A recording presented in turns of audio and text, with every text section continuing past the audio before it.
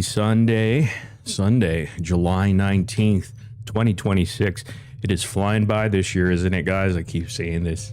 And the week flies by, the weekend even is sooner. But here we are, Sunday night, and people are crashing out from morning up until right now. We're going to have a lot of fun tonight because, you know, the universe that we created for all of you, by the way, that universe we call the Gypverse. We own that son of a bitch.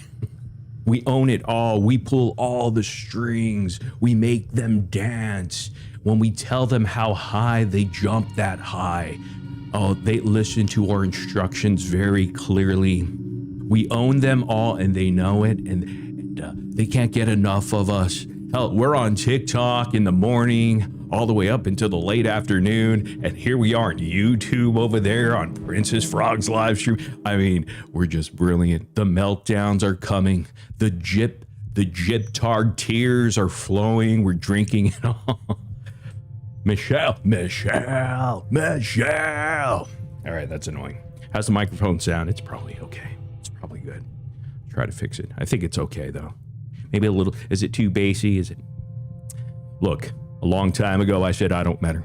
You said you don't matter, and we decided not to matter together. Thus the nobodies were born. And there's the Gypverse constantly imploding daily and nightly on every single social media platform, because we're the coolest uncool kids that play on every digital platform. It's undisputable. That's how great we are. In fact, we're so great. We're the greatest. We're known as GOATs, greatest of all time when it comes to live streaming, live showing, and most certainly live chatting. We work hard or hardly work, because hard work pays off. Dreams do come true. Bad times never last, but bad guys and bad girls do. Right here. All right. What's going on, guys? Let me see. How's the microphone levels here? Should be all right. I know I'm not going to like the microphone levels if I ever heard the playback, but you know, it's all right. How's everybody doing? Good to see everyone in here. Bree, the co-leader of the FBI. It says Janine Canaletti, I believe. Benny's in the house. Aaron Green, Bubbles. Lil Frodo coming in here. Aaron Sweetheart, Crystal, Super Legends coming in like Layla, Leia, Donnie's, Nightbot. Wait, that tricked me. Hi, girl. Let me guess, you're from Chicago. And of course, Dots is in here, the OG. Jessica Rose, Sally Potions, all these people, Glitter and Chaos, Wicked Queen, Ophelia Quivers. Janine Canaletti is Diaz, good girl in the house. Hopefully everyone's doing well. Glitter and Chaos and dear, what the heck? Your man is having a meltdown on the daily. He can't control his emotions. I mean, talk about, I'm feeling bad for actually constantly triggering him. And the sad part is his wife doesn't know anything about this, ladies and gentlemen. His wife has no idea this stuff is happening. And Kizzle coming in here, you know, he thinks that he got paid today, but he didn't get paid. I got paid because I'm on that Euchre payroll. And Kizzle says this. Hold on one second. Cut the music. It's important, right? A Hyundai by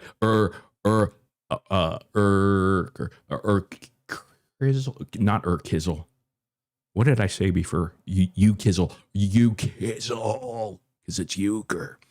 All right, I just lost $500 on Argentina, but cheers to the Holy Bones. Oh man, you went for, dude, I would have told you to go for Spain, man. I had inside information on, oh man, you should have listened to me, you know. I saw it on Reddit earlier, actually yesterday, last night. Someone said they're pulling their bet and they're gonna give it to Spain, and I bet they're happy that they did it. Unfortunately, but you know what? Luck will come your way. You Kizzle. I'm feeling it. Let's see here. All right, let's get started, man. There's a lot of shit to talk about. What's up, Penguins? Horns in the house, bluffing my muffin. I see everybody. Layla Lay, I already said that. Sonia's in the house. Jeff is in here. Everyone coming in here. Anani's is here. Munchies isn't here. Is Munchies? Whenever you see Anani's, you'll see a Munchies. Ladybug00723. So on Sheena's in here. Look out, I've been saying for quite some time now, for a couple days here. There's Munchies and Watchdog in the house. I was saying this for a couple days, few days now. I said, look out when Sheena gets her capabilities back as far as what do you call it? Her hearing, guys. When her hearing comes back, look out. She is dangerous as is. But when she gets her hearing back, whether it's 70% or 100, y'all better step off. She's coming. She's coming for all of you.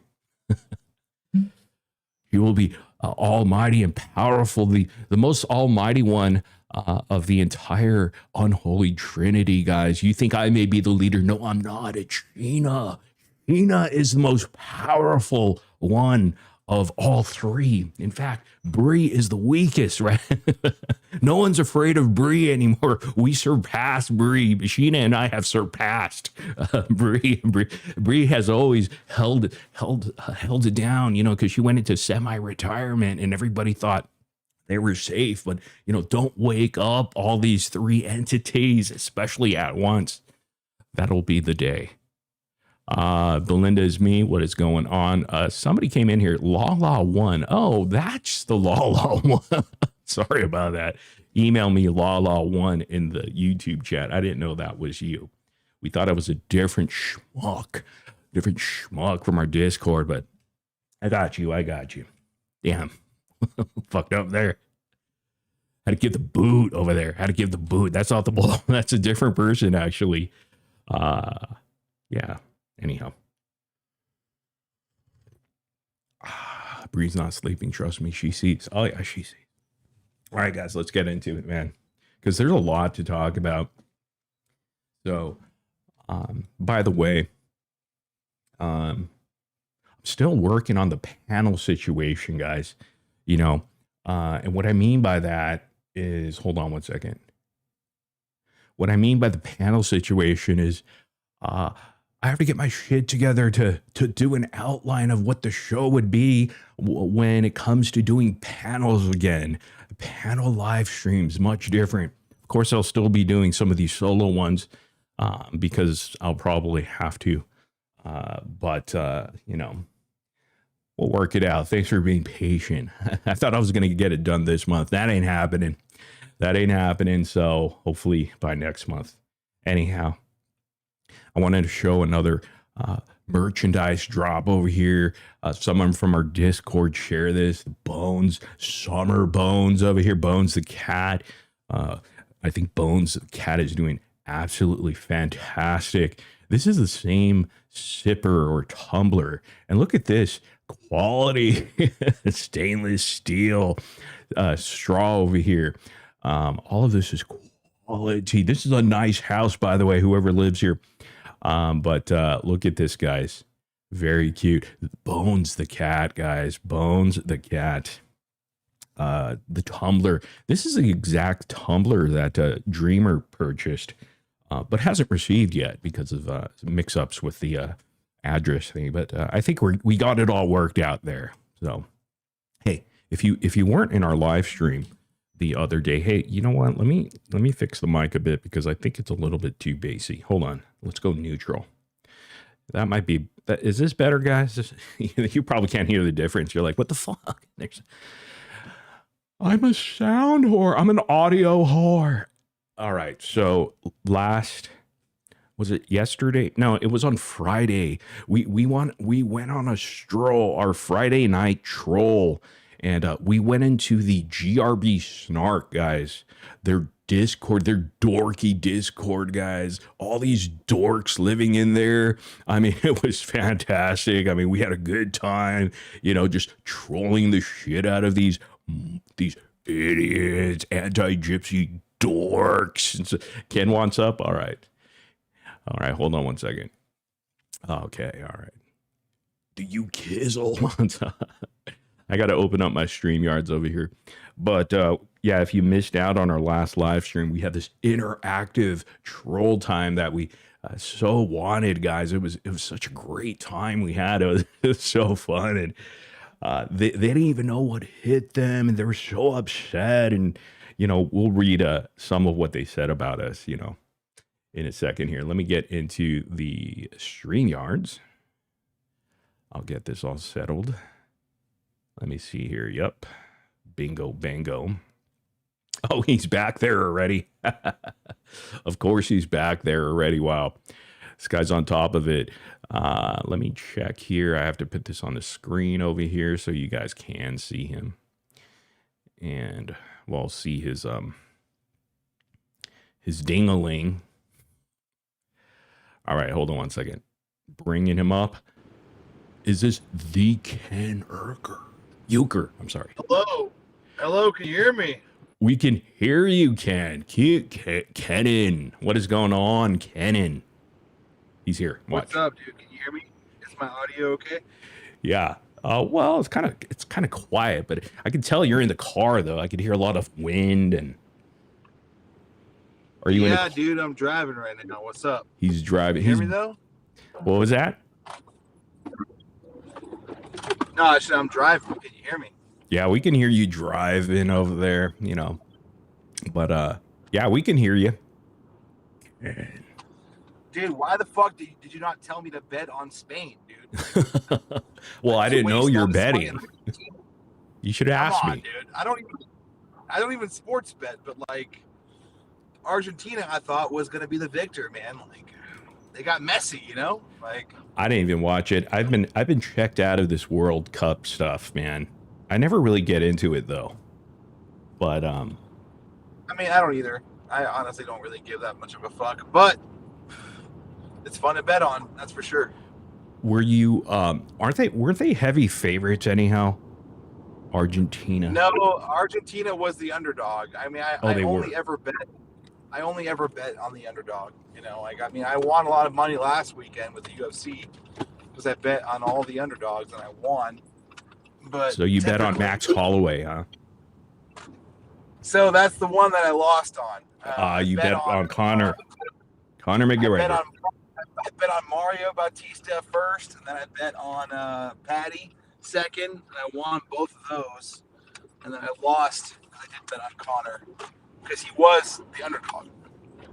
So that is true, but that's all right. You made your money on the other stuff. What app do you use, by the way, for betting? Well, let me preface by saying I'm not even a huge sports bettor. I hardly ever do that, but I'll bet on like the big events like Super Bowl, which I won, Seahawks, go Hawks, and then I usually bet on all the UFCs, and then I bet on the final World Cup game today, but I don't bet really on anything else.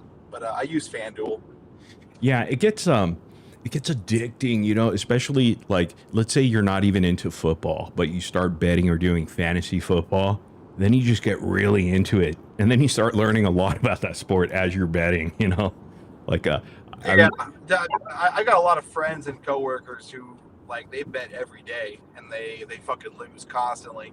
I'm not one of those, luckily, but on the big events, I'll usually throw something down. And today was by far the biggest bet I ever placed. I bet 500 on Argentina. But, that's crazy. That was rough.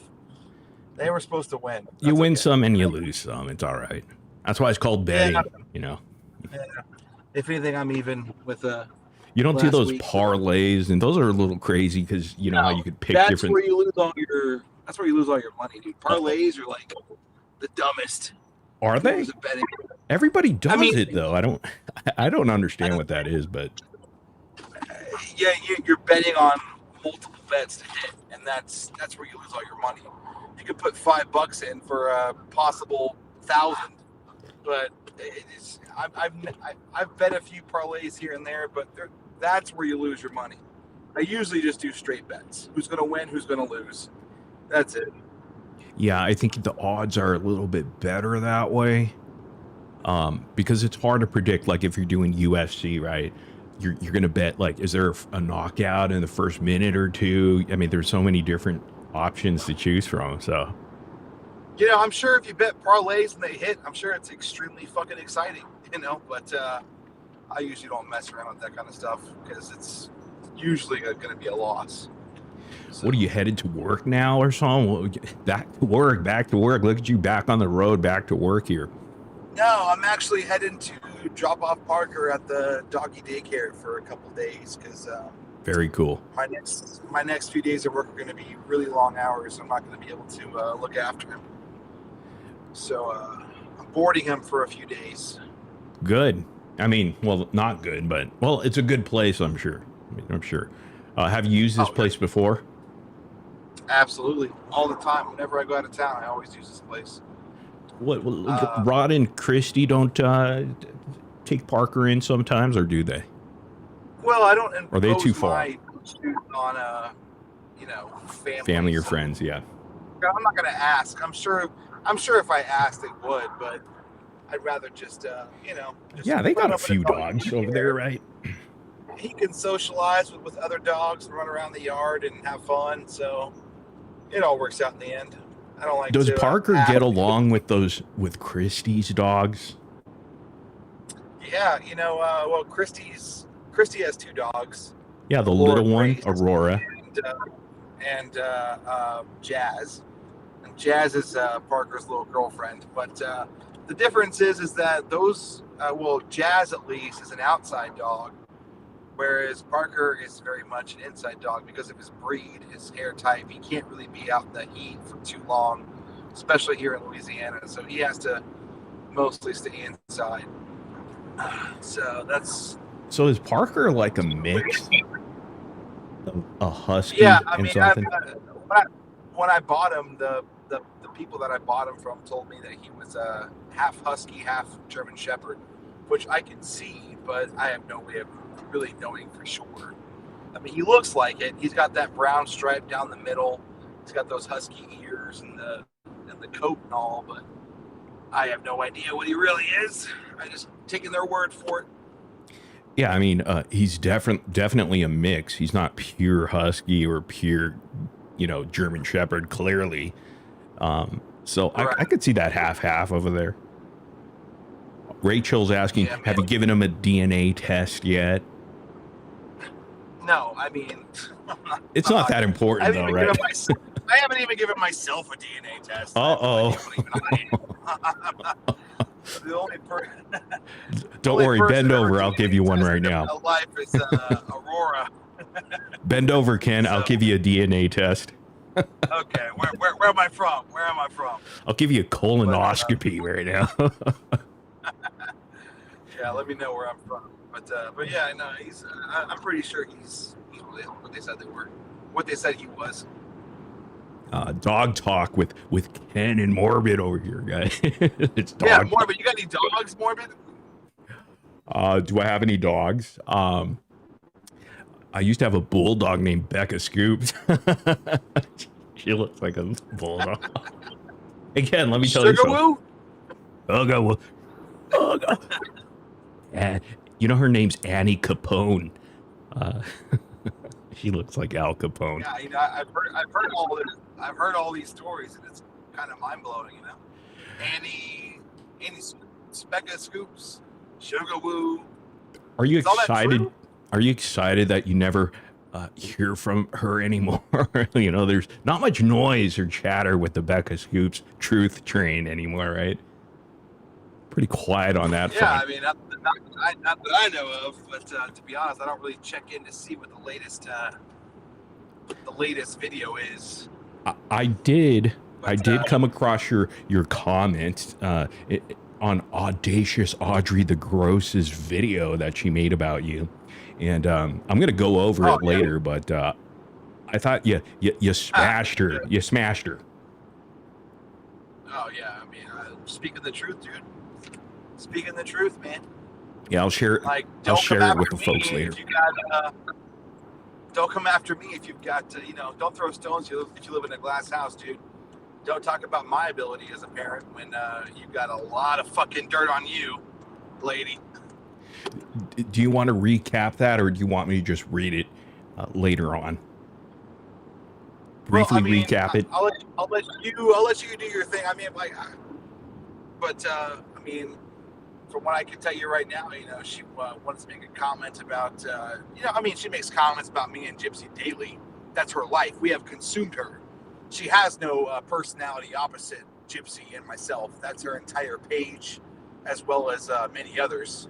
Correct. And, that's an entire conversation within itself. Like, I don't understand how that can happen to anybody. But, you want to throw shade at me and Gypsy. But, bitch, look at yourself. Like, I never had CPS take my kids away. Oh. I never had, I never abused my newborn and give them brain damage. I understand that you can point the finger at your ex-husband all you want, but you stayed with him. You went back to him, and you're culpable. CPS found both of you culpable. So don't fucking talk shit about me and my family when you've had your kids taken from you because of your inability to be a parent. So that's basically all that I was getting at. I have to agree with you. Every point that you made there, she came after, or I mean, all of these guys come after your daughter, and I'm sure you get fed up of it, hearing her name brought up in pretty much every conversation or content that they put out there. I mean, it's got to be I mean, you don't even respond gross, often though. I usually don't respond, but I mean, it's just gross. Like, to bring my kid into your conversation, you have no place, you have no ground to stand on. You have you have nothing that you can say towards me when you, in fact, yourself have all this dirt on you. So, and that goes for most of these creators, air quotes, who make Gypsy and myself their entire personality, their entire page, their entire content for months and months and months and years and years and years. Like, you guys all have shit in your closet. And so for you to even try and throw shade at my ability as a parent, well, guess what? Aurora has never been taken away from me. She has never been into the system. And there's no reason to, because she's a perfectly happy and healthy kid. And, I would get your house in order before you criticize others, is basically my entire point to Audrey the Gross. And that's a fantastic point, because here's the reason, I came back a month and a half ago, and, they like to say that, Morbid switched sides and now he's pro Gypsy. It wasn't really about that. It was more about pointing out the hypocrisies in these people. And like you mentioned, about Audrey the Gross. I'll say this too. I don't think that Morbid is pro Gypsy. I think that you're doing exactly what you just said. You're pointing out hypocrisy. Me and Morbid are not like aligned. I'm sure we have our differences and differences of opinion as well, and that's fine. We don't have to agree on everything. But I do believe, and I agree with you, and I applaud you for pointing out the hypocrisies and the bullshit of the anti-Gypsy side. So for that, I applaud you. Well, it comes from, and it comes from someone who's been on that side and been a pretty big voice on that side, right? So I've seen the intricacies. I've seen the backstage bullshit that's been happening. I've had personal experiences with these individuals and the way that the viewership or the audience kind of rolls. So, it's not like I just woke up out of bed and just like, felt differently all of a sudden. No, this was like a process that happened. And when they talk about this pro Gypsy side, honestly, I don't even know what that means. But they always boil it down to, well, pro Gypsy means you're supporting a murderer or something like that. And for me, it's like, dude, I already put the case down. I did everything I possibly could and exhausted all options to the point you're just beating it right now, over and over, the same jokes, regurgitated content. And what else is there? They rely on us, and that's another thing that I pointed out with Audrey. She relies on us. She lives in our shadow. She's waiting for us, me and Gypsy, to say or do anything so that she can make a video about it, no matter what it is. It's like, we're your fucking puppet master, and you're the fucking puppet. Whatever I decide to do, I can guarantee that you'll make a video or a comment about it. And that's just fucking sad. Like, to me, in my opinion. Like, It's pretty that pathetic. you live your entire life in my shadow, just waiting for me to say and do something so that you can make a video about it. But does it make you guys feel? Do you kind of sit back? I don't know, you and Gypsy or just yourself. Do you guys sit back sometimes and think, wow, we're making a lot of money for all these people. Like we're doing a living for Becca Scoops over here, you know, making a nice little, you know, some change over here for the Princess Frog and all these other characters, wannabe creators, you know, on the anti-gypsy hate train over there. Does that ever cross your mind of like, wow, we actually feed a lot of families in America and you know, internationally? You know, that's a great point. That's a great point. Yeah, you can look at it that way, you know. True. Right. I'm helping underprivileged kids, that's for sure. Because I mean, if you're a father or if you're a mother and your entire life and income is just sitting on YouTube and the internet and just talking shit about people all day long, you know, I mean, I'm happy to help feed your kids, I guess. I mean, take a look at it. You're talking about a lot of people. Conspiracy made thousands and thousands of dollars over this year, like annual incomes, guys. Annual income. I only know this because I was doing the same thing for about a year and a half. So, you know, I know how these things operate. And I wasn't really making the most money. There was a couple others that were making more money than I was at the time and making a hell of a lot more money now. So, yeah, you guys are pretty much providing for everybody. Maybe it's a compliment. Hey, happy to help, dude. Happy to help. I think they're the ones under your payroll, you know, because I'm not making the same coin that I used to be making covering anything. Yeah, and that says honestly a lot about you. That, like, you know, you went after the truth and went after hypocrisies rather than the dollar. You know, so I think that morally says more about you than anybody else. Yeah, I mean, I can see how it's hard for them to let go of that because, you know, when they see their chat turn, because sometimes they'll have like an opinion that's positive for Gypsy, just on occasion they may have one, you know, or a pro Aurora comment that, guys, stop saying the baby's fake, guys, you know, stuff like that. But then when they see their chat turn and their chat becomes, what, you're pro Gypsy now, you know, and then they get scared and they're like, oh no, wait, let me fall back in line and, you know, not speak out. I don't know, they're just cowardice, man. Oh yeah, because they're I think his audio went out of right now a little bit. It'll come back probably. We'll see. There it comes back. Your audio's back. Can you hear me? I can hear you now. Can you hear me? Yes, we can. Okay. I lost my train of thought. That's okay. We're talking about dogs. I was about to say something, but we're talking about you losing $500. I'm kidding. Yeah. I was going to say something, and I had to fix my fucking phone, and I lost my train of thought. Dude, how far is this place, this boarding place, man? Dude, I think I passed it. I think I passed it. I'm turning around now. That's why I went to my phone and I was like, you know, I didn't even pull up the directions. I was like, I think I know this place by heart, but I think I passed it because I'm in Cutoff now. Cutoff. Oh Lord.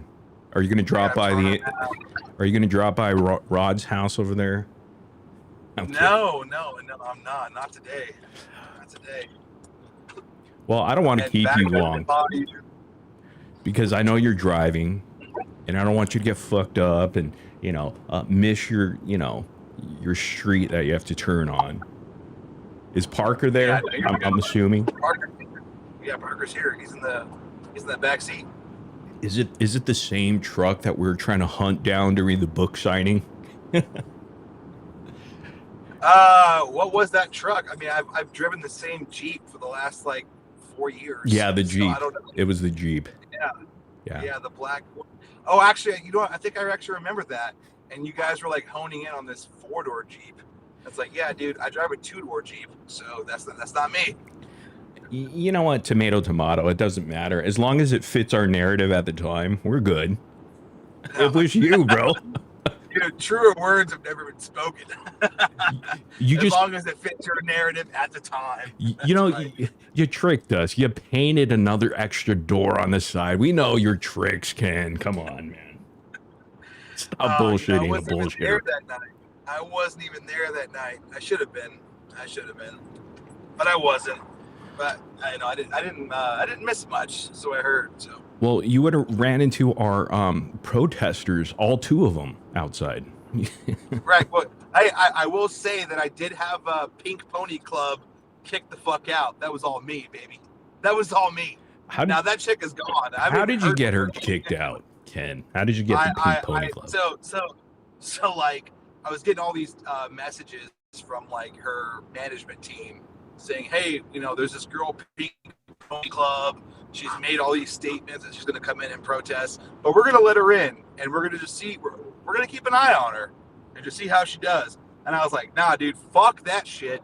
Kick that bitch out of there the second she shows up at the front door. And I had to fucking argue that with her management team.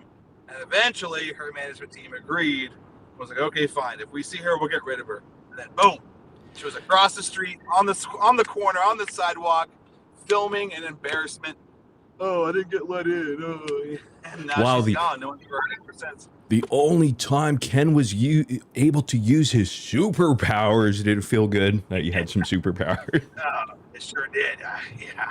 Off with Pony's head. And you were right across the street with all the other fucking people, just crying. I think she just took off after that. Almost. You know what? I don't remember. Well, she hung out. I find satisfaction in the fact that she spent money on traveling from wherever the fuck she came from, Kentucky or wherever the fuck, I don't even fucking know, I don't care. But she spent money and time and effort in traveling down to this whole event only to get fucked over at the front door. So I find satisfaction in that. You might feel satisfaction from this because that money came from us, dickhead. All of us chipped in to pay for her trip. So you wasted all of our money. That makes it all the more scrumptious. So scrumptious. We paid her airfare. We gave her extra money. Because I remember, because I was collecting it and sending her the money. And we paid for a nice Japanese meal for her later. Oh, man. Tell me more. Was it first class or was it economy? Come on. It's anti-gypsy community. It was economy, motherfucker. There's no first class about us. There's nothing first class. It's still just as good. Still just as good. Thank you, haters, for all your money. Wasted. Appreciate it. Oh man, the good old days, man. The good old days. Oh man, I was gonna say something about that moment too. Was she on the Greyhound bus? But, all right, man. Well, I'll let you. All right. Thanks for calling in. Yeah, dude. I'll talk to you later. Drive safely. All right. Concentrate. All right.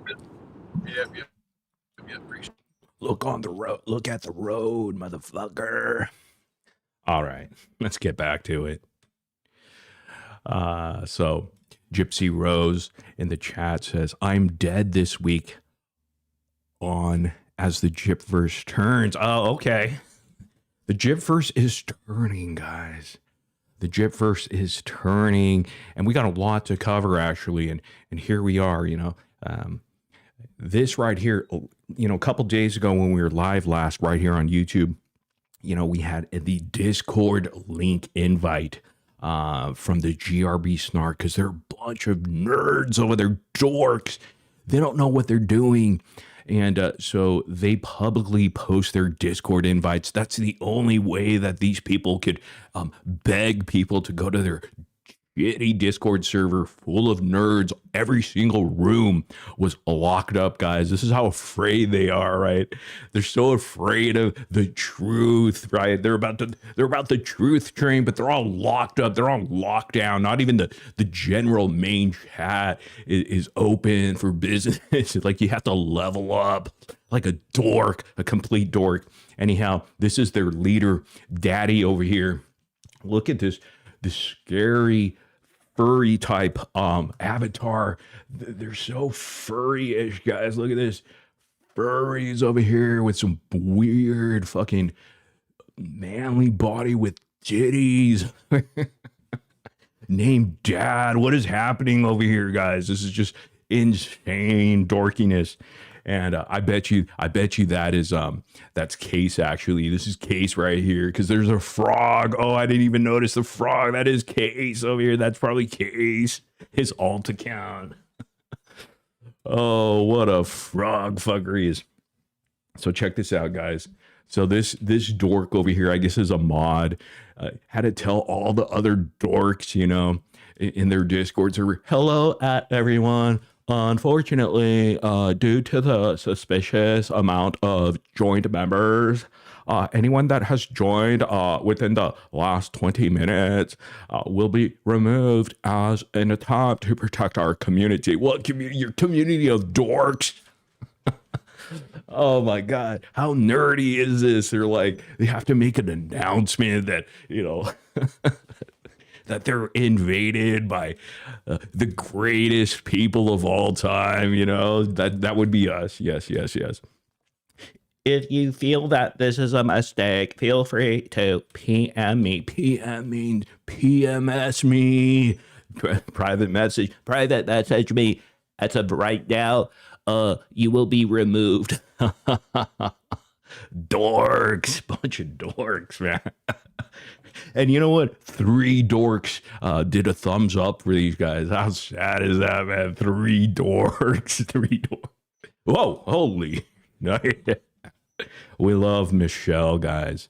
In fact, in our TikTok live stream that we did on Friday, we did a crossover, guys. Michelle Bolton. Save Michelle Bolton. Let me talk about Michelle Bolton. In fact, born on the bayou over there and cookie cooks, you know. Well, they were saying that Michelle Bolton is a slow adult, not even slow, special needs individual, special person. They call her a special person. They kept saying it and saying that. Michelle, let me tell you something, Michelle, because I know she's gonna hear this. She was in my comment section the other night. Michelle, they're just there to make fun of you. They're there to take advantage of you. Yeah, they called you a challenged individual, Michelle. See, that's what the anti-gypsy people do. They make fun of disabled people like Casestudyz did today. They take advantage of these people, and nothing is special needs or special person about Michelle. Michelle is special. She is just plain simply special. If you read her comments, I mean, she is dynamic. In fact, I'm you know, impressed by her. I'm a huge fan of Michelle Bolton, and she knows this, and I know it. So we're gonna have a little bit of fun today. So let me tell you something, Michelle. From me to you, we have a spot open for you. Look at what we've done with Dreamer. Dreamer is amazing now.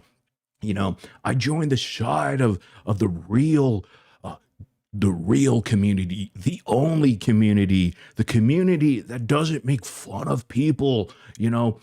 And yes, Michelle said in the live chat over at Cookies TikTok today that she felt like it was racism. It absolutely a racist like Cookie Cooks over there, and a racist like Susan Ryan. Susan Ryan is the one.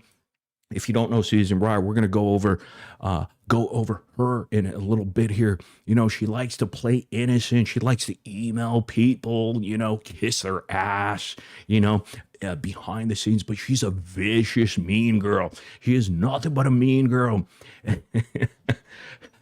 Clock it, whatever that means, clock it. Anyhow, so this is Michelle Bolton over here. Love you, Michelle. Michelle has been a part of the community since day one, ladies and gentlemen, and we love Michelle. We just feel like her opinions in the you know, the situation. I think people have fucked with her to the point that They mistreat her, but we're going to treat you well over here. And in fact, we uncovered the truth about Michelle last Friday, this past Friday, actually. She is working for, she is on the payroll. She's been on the payroll. And that's why she is special. She's special to the Blanchards. She's special to me. She's special to the Ukers over there. She's been on payroll. We've seen the check. The check was written from Ken Uker for $5,000. That's more than I make in 1 week. So I'm a little bit jealous, but you know what? Michelle has been undercover with her burner phone, just like Scotty Too Froggy. Scotty Too Froggy, you know, he tried to go undercover, you know, pretending to be pals with Christy Blanchard, but he failed the mission because he fell in love with Christy Blanchard. He wanted to be with Christy Blanchard, and Christy said, no, I don't want to be with a guy who does very naughty things to frogs. So, you know, here's Michelle Bolton. I told you I'm going to come with the receipts.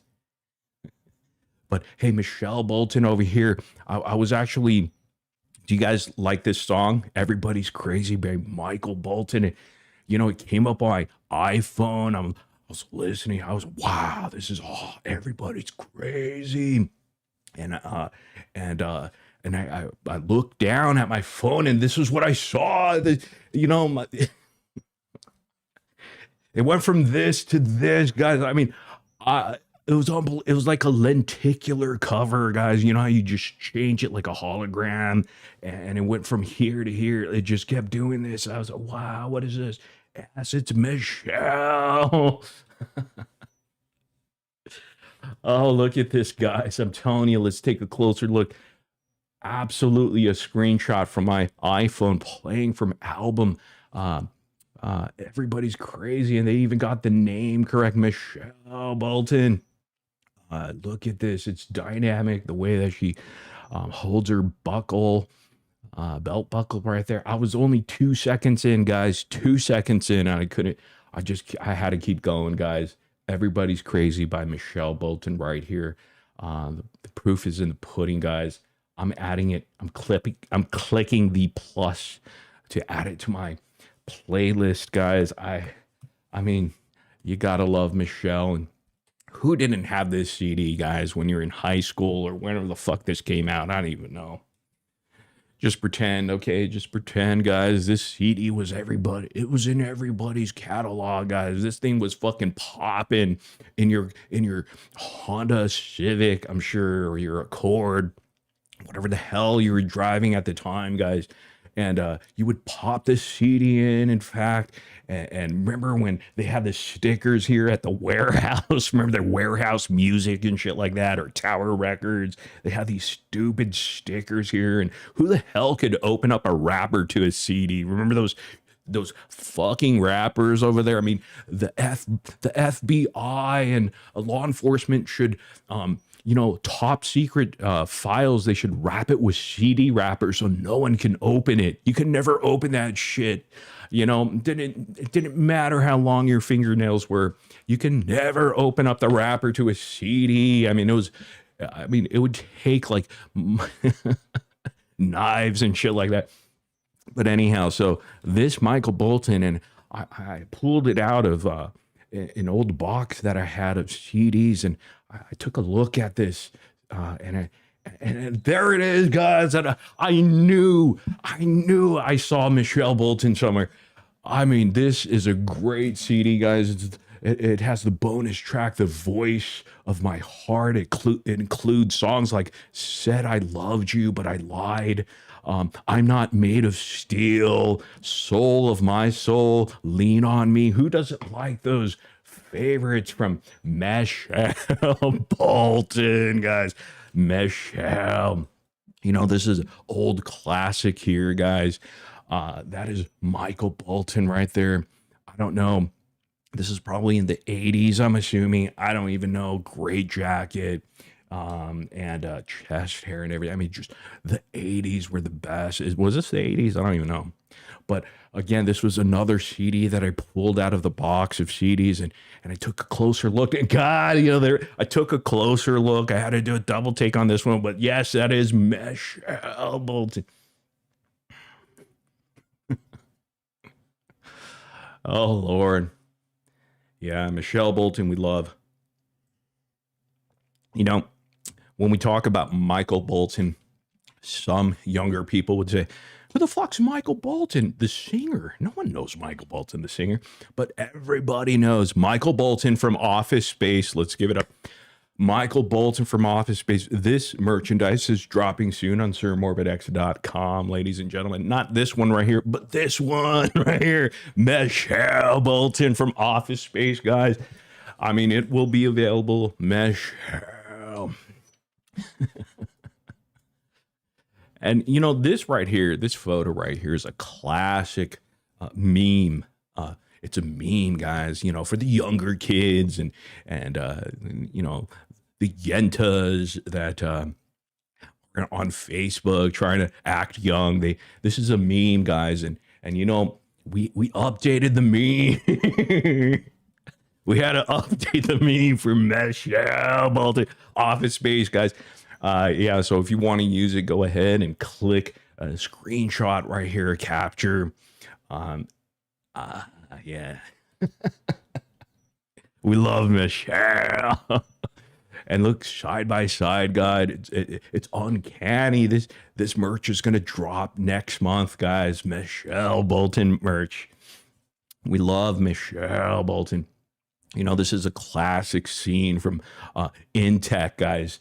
Intech, Office Space, right, guys?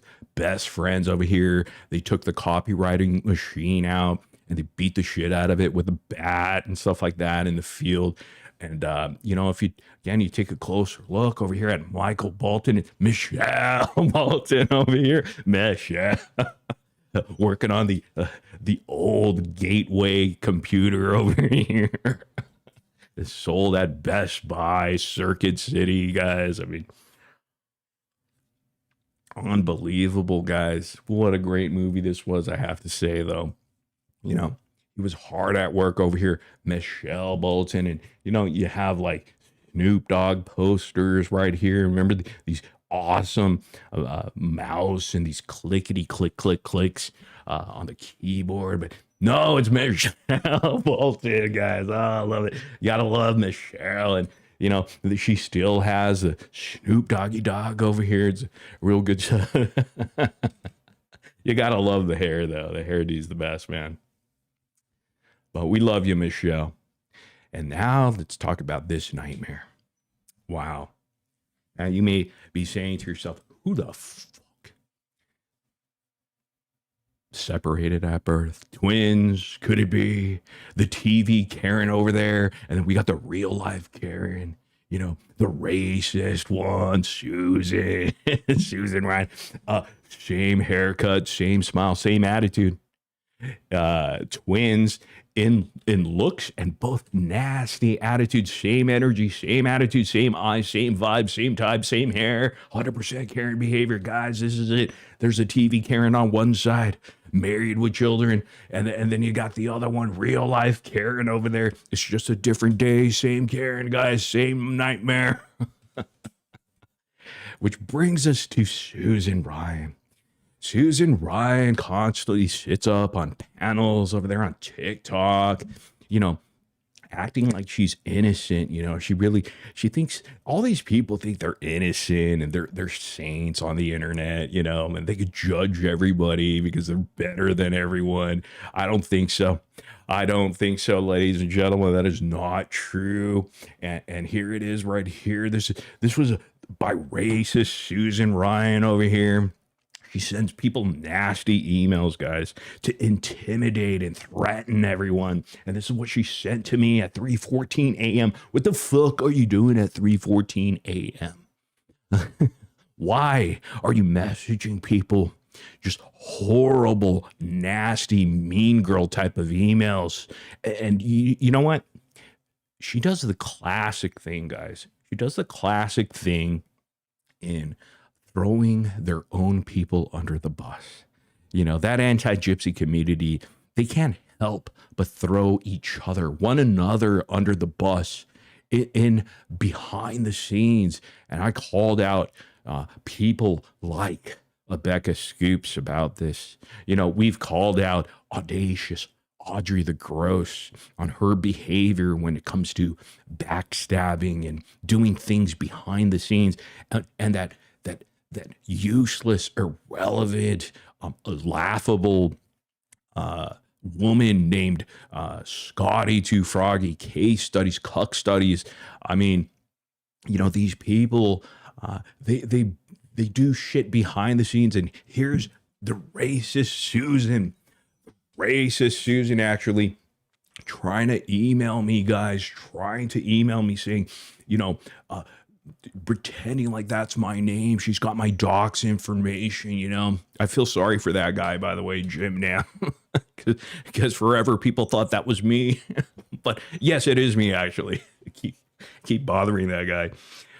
But anyhow, here she is, right? This is my letter to asking you to stop the harassment and bullying. No one's harassing or bullying. You're harassing me at 3:40 a.m., 3:14 a.m. Why are you doing this? Don't reach out to me, okay? And here you are writing this email of threatening. And I mean, look at, just keep my name out of your stupid, boring YouTube video. How dare you call my YouTube videos boring?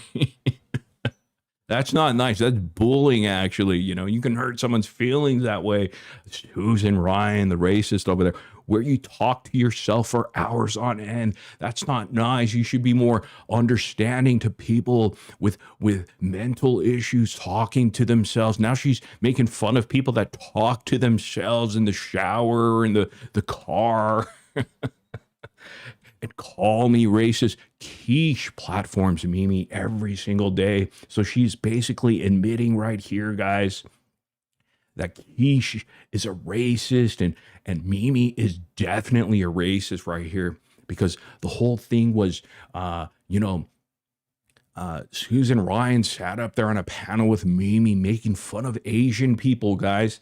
And here is Susan Ryan telling me that Quiche platforms are racist like Mimi every single day. So go after Quiche. Oh, busted. Look at her. She's telling people to attack Quiche. She doesn't want to be attacked or anything like that, right? So now she's putting the onus on Quiche, ladies and gentlemen. Yeah, that's what they do. That's what we've been telling you. The inner workings of how their mind works. You don't see this on the I guess pro gypsy side, like Sheena and Bree. They don't attack their own kind, you know. They don't attack their own people, guys, in their community. Look at Susan throwing Quiche under the bus, saying, Morbid, go attack Quiche. She's the racist one because she platforms a racist like Mimi. So Susan is doubling it up and throwing two people under the bus in her own community. This is how they act, guys. This is how they are, the hypocrisy and the grossness that comes out of these people. Many people platform Mimi. So essentially, she's telling me to go after Quiche and the other people that platform Mimi.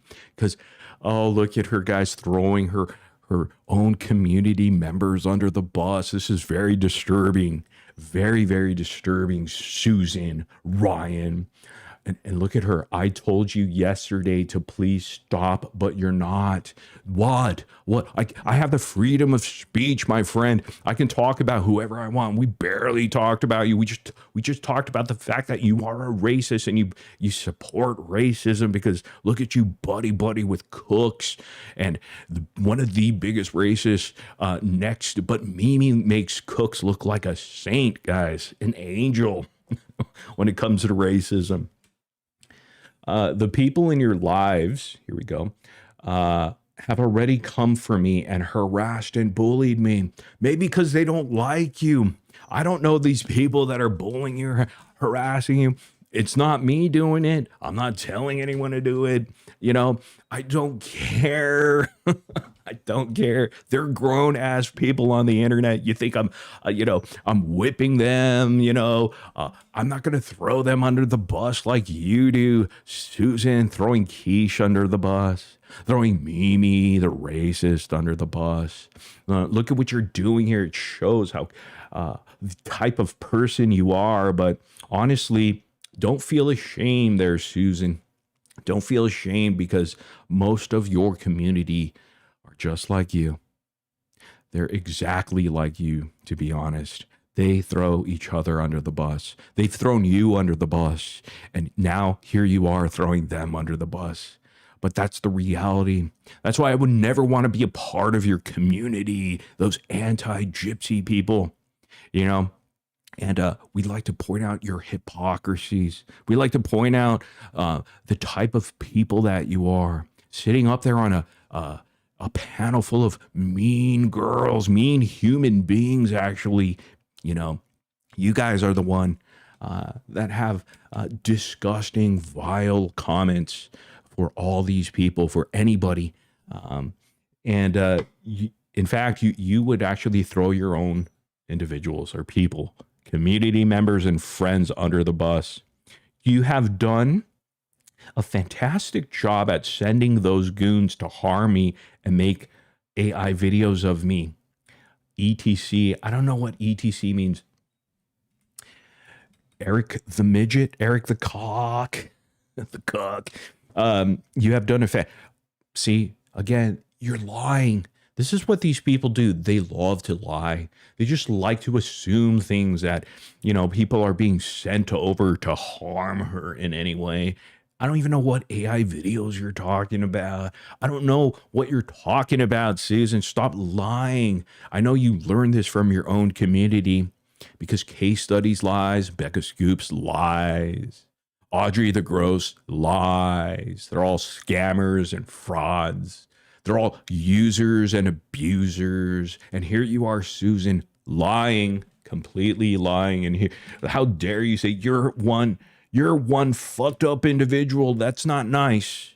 That is definitely not nice, Susan.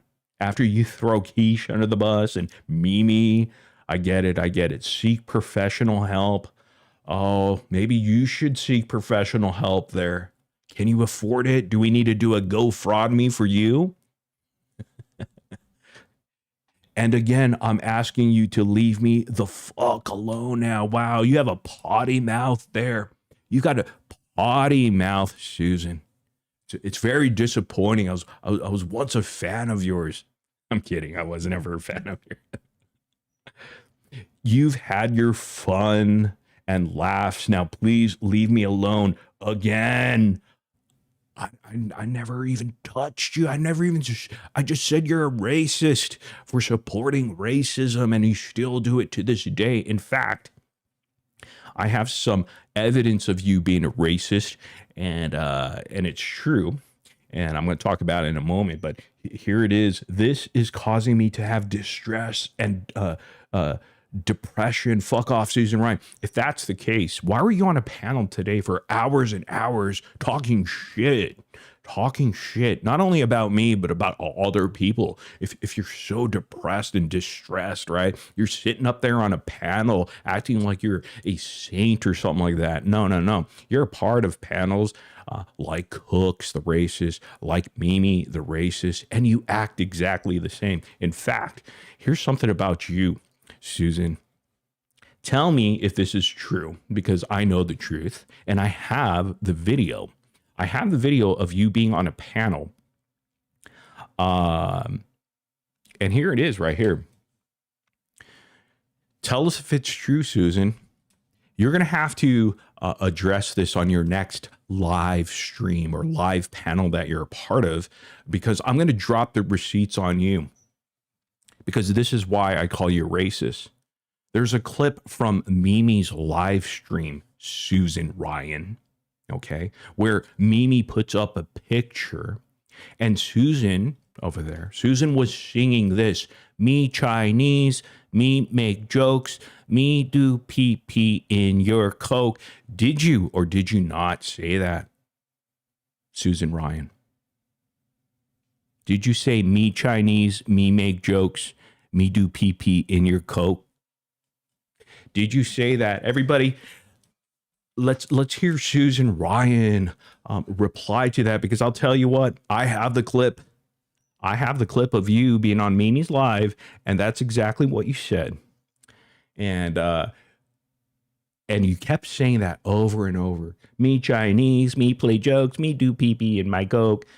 You kept saying it over and over like a little baby that you are, Susan Ryan. Like a little whiny toddler, just learning a new rhyme, until someone on the panel told you to stop being racist. It wasn't about you see, I don't even have to play the clip, because Susan Ryan is in chat right now admitting that she said, me Chinese, me make jokes, me do pee pee in your Coke. How is that not racist there, Susan Ryan? I knew it. See, I have the receipts. Whenever I say something, I have the receipts. Whether you said it about me or you said it about another Asian person, it doesn't matter. Susan Ryan, you are racist. In fact, you're just like Mimi, because we have you here live in our chat admitting to it, because you know, I'm not making this shit up. When I have receipts, I have legitimate receipts where it's undeniable, Susan Ryan. So there you go. There you go. There you go. Now we can move on from you, Susan. Is that okay? That's all right. Okay. I could go on and on about more things that you've said and done, but we'll just leave it right about there. And if we have to circle back, we will do that. Okay. All right, Susan. We love you. We don't. But anyhow, you will fit perfectly in to that anti-gypsy space, because like we said, a bunch of racists over there, a bunch of frauds and fakes over there. And talk about a fraud and a fake. I mean, look at this one over here. That is the face Frank makes every single morning he looks at his wife. Poor Frankie Franco. No, we're kidding with you, Cookie. This is Cookie, ladies and gentlemen. Cookie. It's so cringe that these people go on TikTok now. And because there was a cam slip that was not flattering at all. Susan's in chat saying she didn't send the email at 3 a.m. Well, we just showed that. And that's not the problem, Susan. See, she's so blind in her racism. She doesn't even understand the fact that that's not the issue. Who gives a fuck about what time you sent that email? That's what you care. Me Chinese, me play jokes, me do pee pee in my Coke. You don't care about that, right? Totally racist rhyme, wow. Just unbelievable how these people operate, I'll tell you. Anyhow, Cook's over here, Cookie. Stop trying to get attention, Susan. You done fucked up. You had to admit it right here on this live that you are racist, and you did say those things.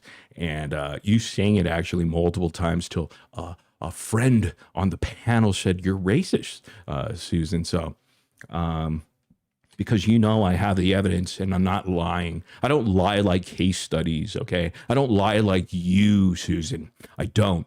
I don't lie like Cooks. I don't lie like Mimi. No, everything I say when I'm very serious, I have all the receipts. They're legitimate receipts. Every single receipt that we provide over here, whether we're exposing Becca Scoops, exposing Audrey the Gross, and exposing case studies or you, we provide legitimate receipts to the point all of you have to confess. All of you have to admit and bow down, okay? So there that is. Because we just put you in that position because our receipts are powerful because they're legitimate. There we go. Let's see here. Did she say something racist again? Oh, boy. Susan, you have a lot of explaining to do over there on your TikTok. But here's the thing. Oh, boy. I didn't mean to scare you again. Here's the thing, Susan. You'll be just fine because you'll fit right into that anti-gypsy community that doesn't care. because y'all blinded by hate. You don't even see reality anymore because you're consumed. Your daily lives have been consumed for years now, every single day and night on Gypsy Rose. And that's it. Here's Cooks over here. She went live, I guess, today. Well, she did go live. I guess early in the morning. Having a great old time over there, guys. But the funny thing is, it's so corny and cringe that these women or these people went live. I don't know if there was dudes on there. Casestudyz may have been on there, but he's a woman, let's be fair. He's a chick. He acts like a chick. But they were all live doing Hollywood squares, guys. They were turning on their cameras because one of their beloved ones got caught, guys, and so they started doing Hollywood squares this morning on TikTok.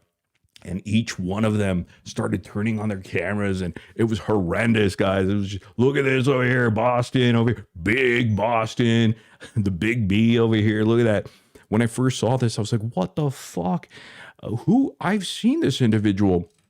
I was like, that, what? And it was Anthony Cumia, guys, from Opie and Anthony back in the days. I mean, it's uncanny. I was like, that's fucking Anthony Cumia. And it's right there, guys. The proof is in the pudding on this. Boston over here. I was like, who is this? Who is it? It's fucking Anthony Cumia, guys. Look at that. I mean, it's spot on. I can't believe this, guys. Opie and Anthony Cumia. Look at, guys, it is right. Oh, and look at this winner over here. Steph Tone. I don't know who this Steph Tone is, guys. But, she's making us blind by having a look at her, guys. Look at this. I don't know. But I was checking out the nose, guys. Look at the nose, guys, over here. That nose is okay. But this one's like Piggy, Miss Piggy. It's like shoved in there, guys. It looks like, have you guys seen, what do you call it? The Grinch Stole Christmas or something like that. Remember? With Jim Carrey, and they had those little, the Whoville character. Yeah. That was a Whoville over here. Who character, guys. I don't know what they're called. What were those green people called, or whatever, those with the smash faces with the no. The Whoville kids. Oh my Lord. Put a Christmas bow on her hair. Anyhow, which brings us to a cuck. Cuck studies, guys. Cuck studies over here. This guy, he went ballistic. Guys. He was so triggered. This guy's, if you want to fuck with someone, just troll them because he has no self-esteem, zero confidence, guys. He had to get Kim Fowley's leftovers. This is how confident of a cuck studies he is. He's a cuck studies, guys. And he's listening right now, and he's consoling racist Susan over there. Me Chinese, me play jokes, me do pee-pee in my cokes. That's Susan Ryan over there. And here he is, guys. He went to his post and community post on YouTube, and he says, I'm telling you right now, Morbid, if you attack my child one more time, I'll be getting an order of protection on you. Guys, he wants to use the authorities, again, his police department that's sick and tired of this jerk off, guys. His local police department in Franklin, Tennessee hates Scott. They hate when he walks through the door because he always comes up with this bullshit story. And the first time they let it slip. And that's why Jesse, got that order of protection. But now they caught on to him because he lied so many times. Actually, he filed false police reports, just as he does, because in that police report, which, by the way, is being he's already been reported to his local police department on the false reporting that he did illegally to obtain this fake order of protection, guys. He uses the actual police department and the justice system, the courts, to help with his trolling, guys, on the internet, his harassing and stalking of individuals online. He uses that, these tax-paying sort of entities that protect society, guys. It's unbelievable what he's doing. And here he is right here. He's saying, I'm going to get an order of protection on Morbid. Number one, I never attacked his child. And number two, it's not his child. I believe it's his stepson. From all the things that I've looked over, it looks like it's his stepson, leftovers from Kim Fowley. Just like he likes to say that, the funny thing is, here's some hypocrisy here for you. Casestudyz likes to talk about Aurora. Aurora is fake. Canon Gypsy's baby is fake. That's what he talks about when he's talking about a baby. Okay. But here I am questioning. I'm just saying, no, it's your stepkid. You're a stepfather. Own it, bitch. That's what I believe. Just like when he says, oh, I think the baby's fake. Go fuck yourself, man. I could have my own opinions too about you. And the timelines match up with Kim Fowley when he was impregnating your wife, Kara, guy, and you were just the fall guy. You're the one that's supposed to actually take Kim Fowley's place, but it didn't happen. So that's all I did. And say, I just said he has a stepchild, and I believe that because he's saying that it's his child. It's not, from what all accounts that I've looked at. And here he is lying to his people, saying that I'm attacking his child. He doesn't care about his child. Here's the thing with Casestudyz: he uses everybody and anybody, including his stepson, for empathy on the internet.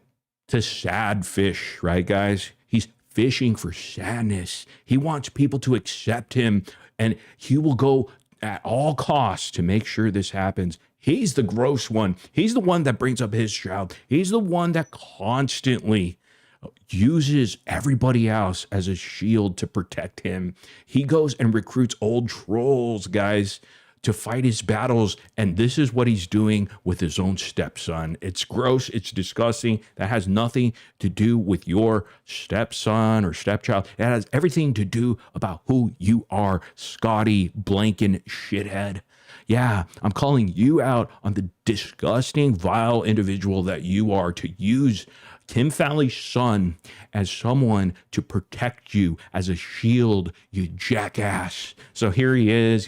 He's melting. He's like, I got one on Jesse. See, he's proud of the fact that he was trolling Dear What the Heck for a year and a half now, obsessing over Jesse, Dear What the Heck, and that he was successful in filing a protection order on her based on lies that he told in his police report, guys, lies that he told about this woman, Jessie here, all these lies on the internet that he spread because he had the advantage over her. He had a group of people, attack dogs, to support him in this fight.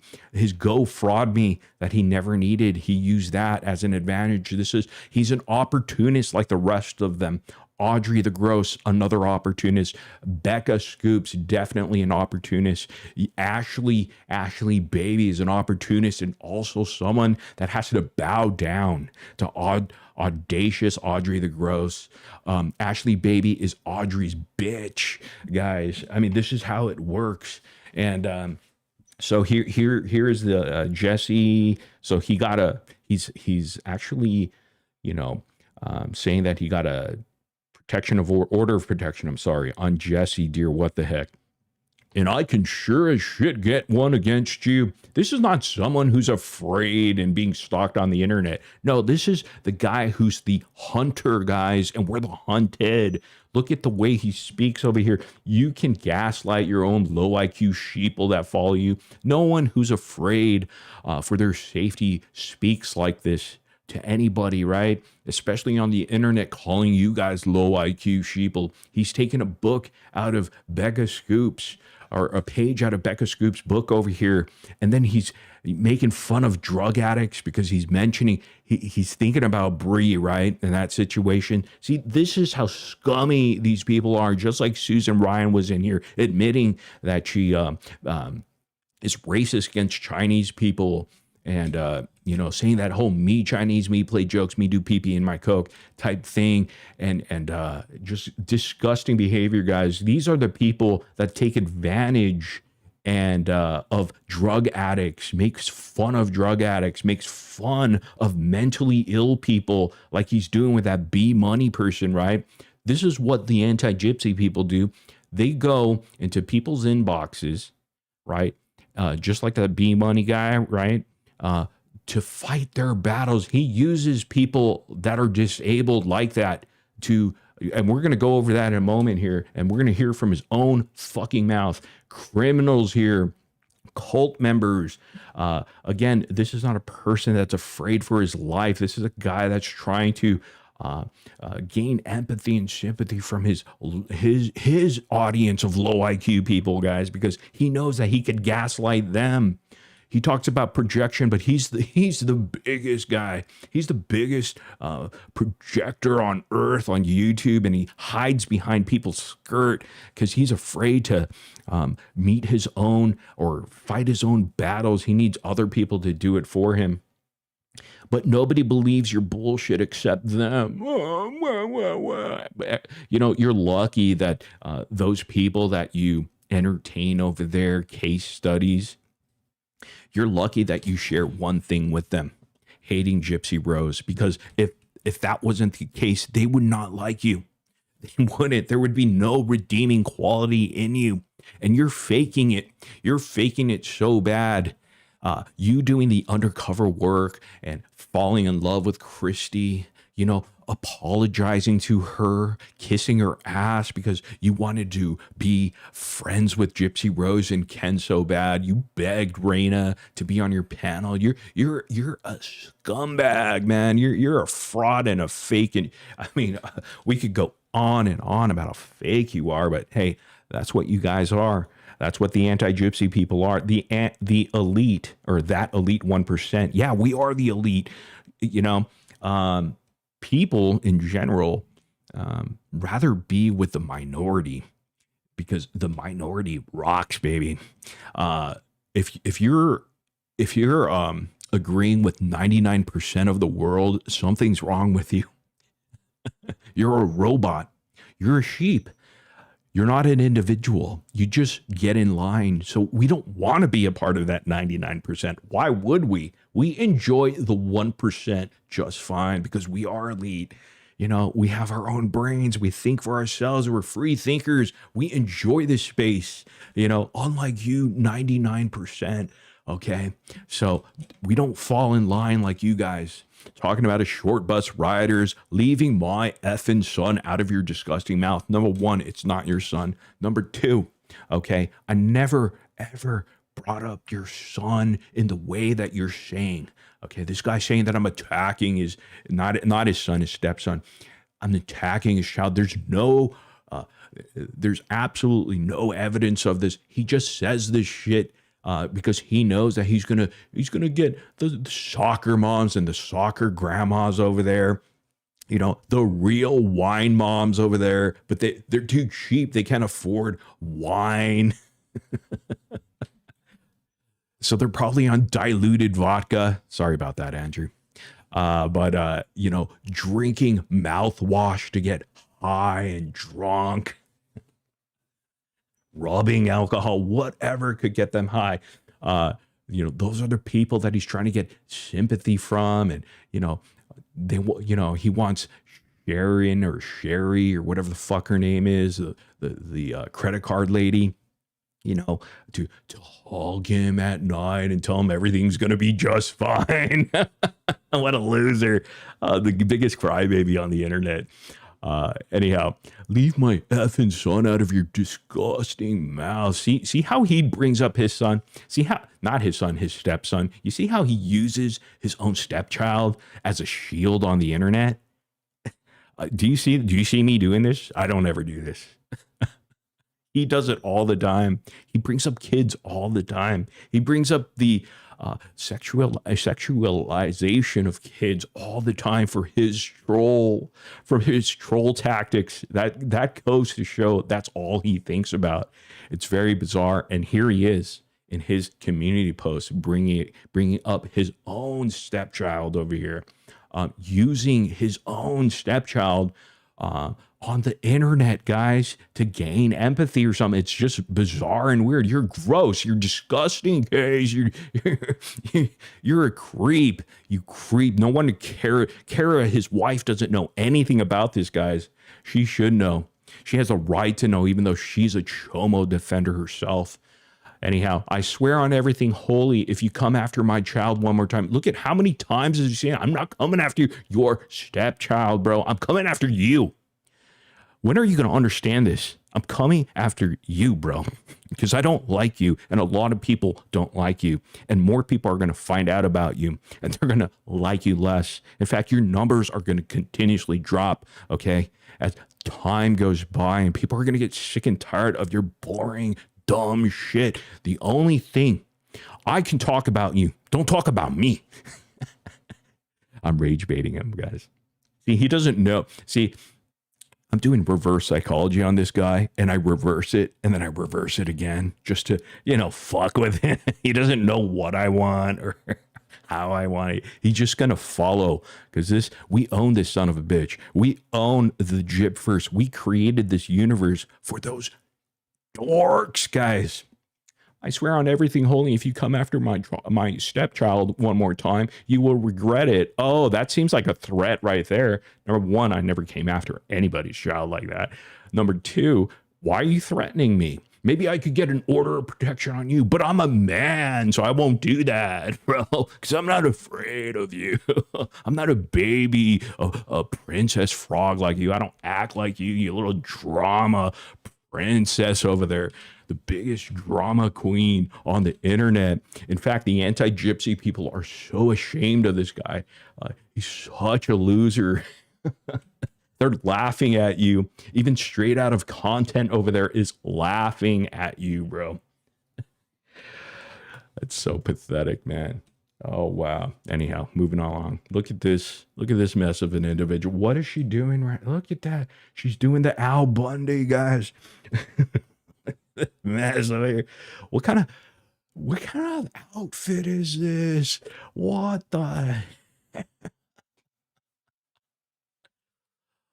She is gross, guys. Oh my lord. Oh my lord, guys. Wow.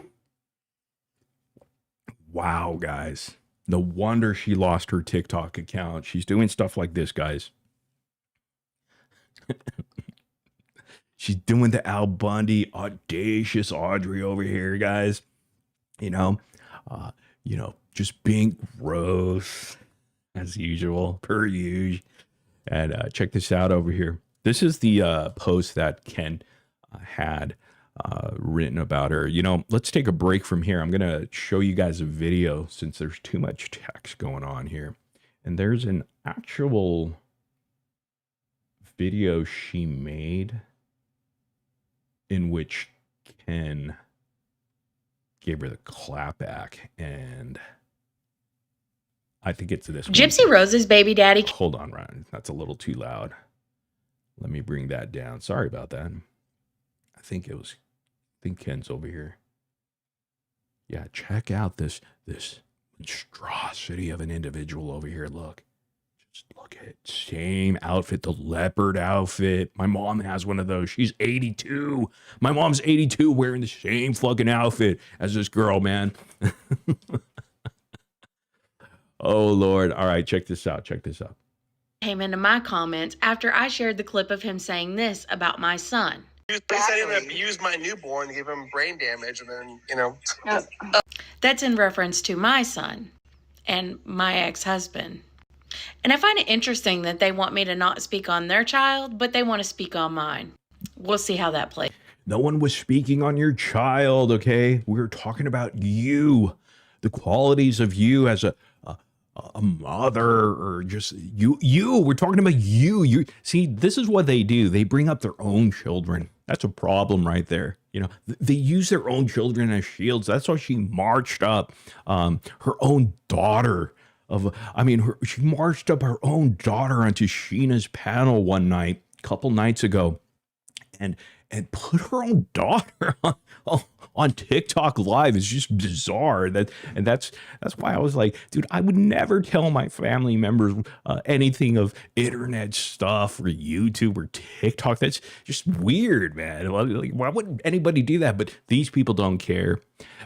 Casestudyz, Audrey the Gross, they will use anybody, even their own children or stepchildren, and march them up to prove a point about them that they're good saints and stuff. They're not. They're not angels. They're nothing. They're gross because they're the ones that keep bringing up their kids. Yeah, we don't. We bring up the subject matter of who you are as a parent or lack thereof. He's out. But anyways, let's get to the comment that he left. He said, I'd like to point out another difference. You stayed with the man that you point the finger to and say abused your child. In fact, you went back to him several times, further subjecting your children to abuse. My children weren't in the home. You say CPS never took my kid, in reference to yours.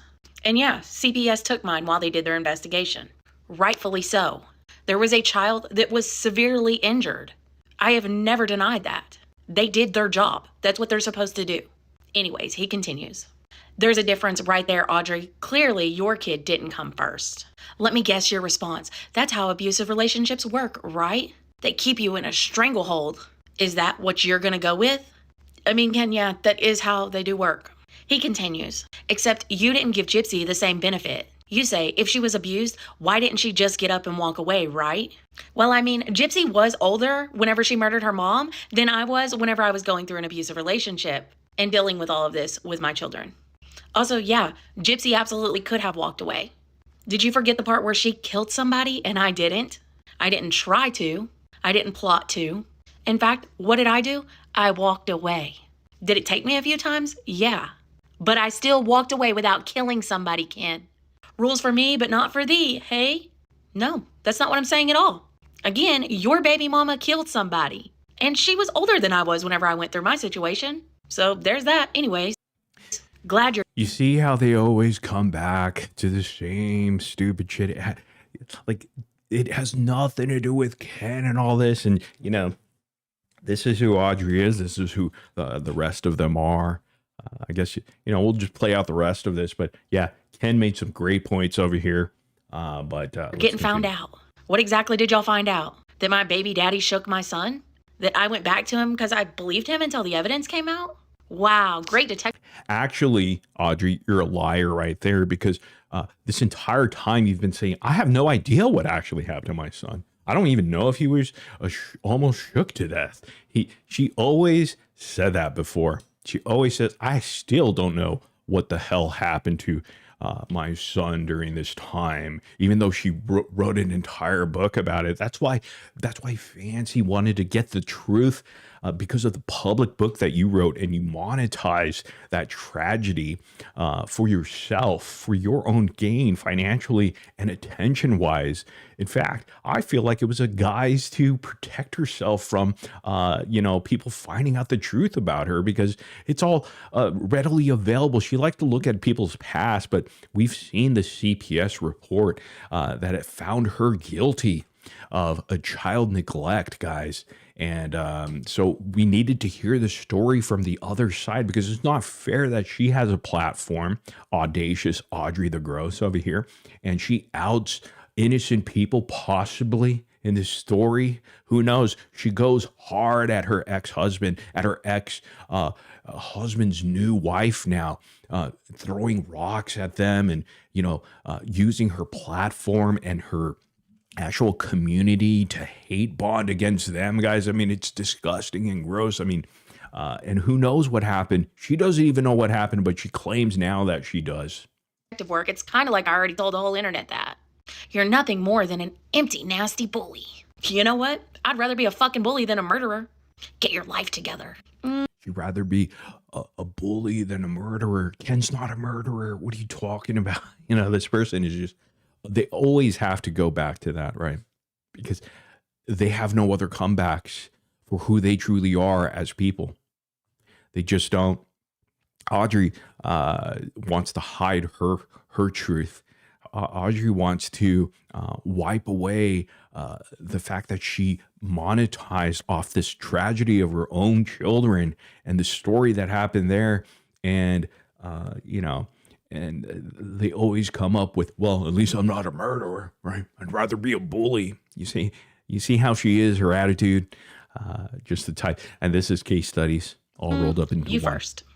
And the fact that you want to blame any of us for your pages getting taken down is laughable. How much pull do you think I have? Take some accountability for your gross content. Ken, it wasn't my content that got me taken down. It was mass reporting, which was encouraged by your camp, Morbid's camp, Fancy's camp. You tell me to take some accountability. Why don't you look over to that No, nobody encouraged it. See, these people get it wrong all the time. Audacious Audrey has always been wrong. She's been wrong about everything. She's been wrong about Becca Scoops. She's been wrong about Gypsy Rose. She's been wrong about me. She's been wrong about Autumn Terra. No matter how many legitimate receipts you provide her, she knows the truth, but she always wants to hide the truth. And she was wrong about herself. She lied about herself. She's still lying.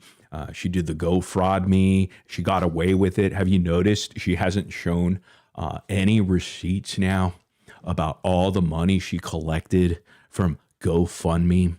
Because she lied to GoFundMe saying that, you know, instead of telling them the truth that the entire campaign was a fraud and a scam essentially by her mom, because she likes to blame everything on every single other person except herself, just like she did in this book that she wrote.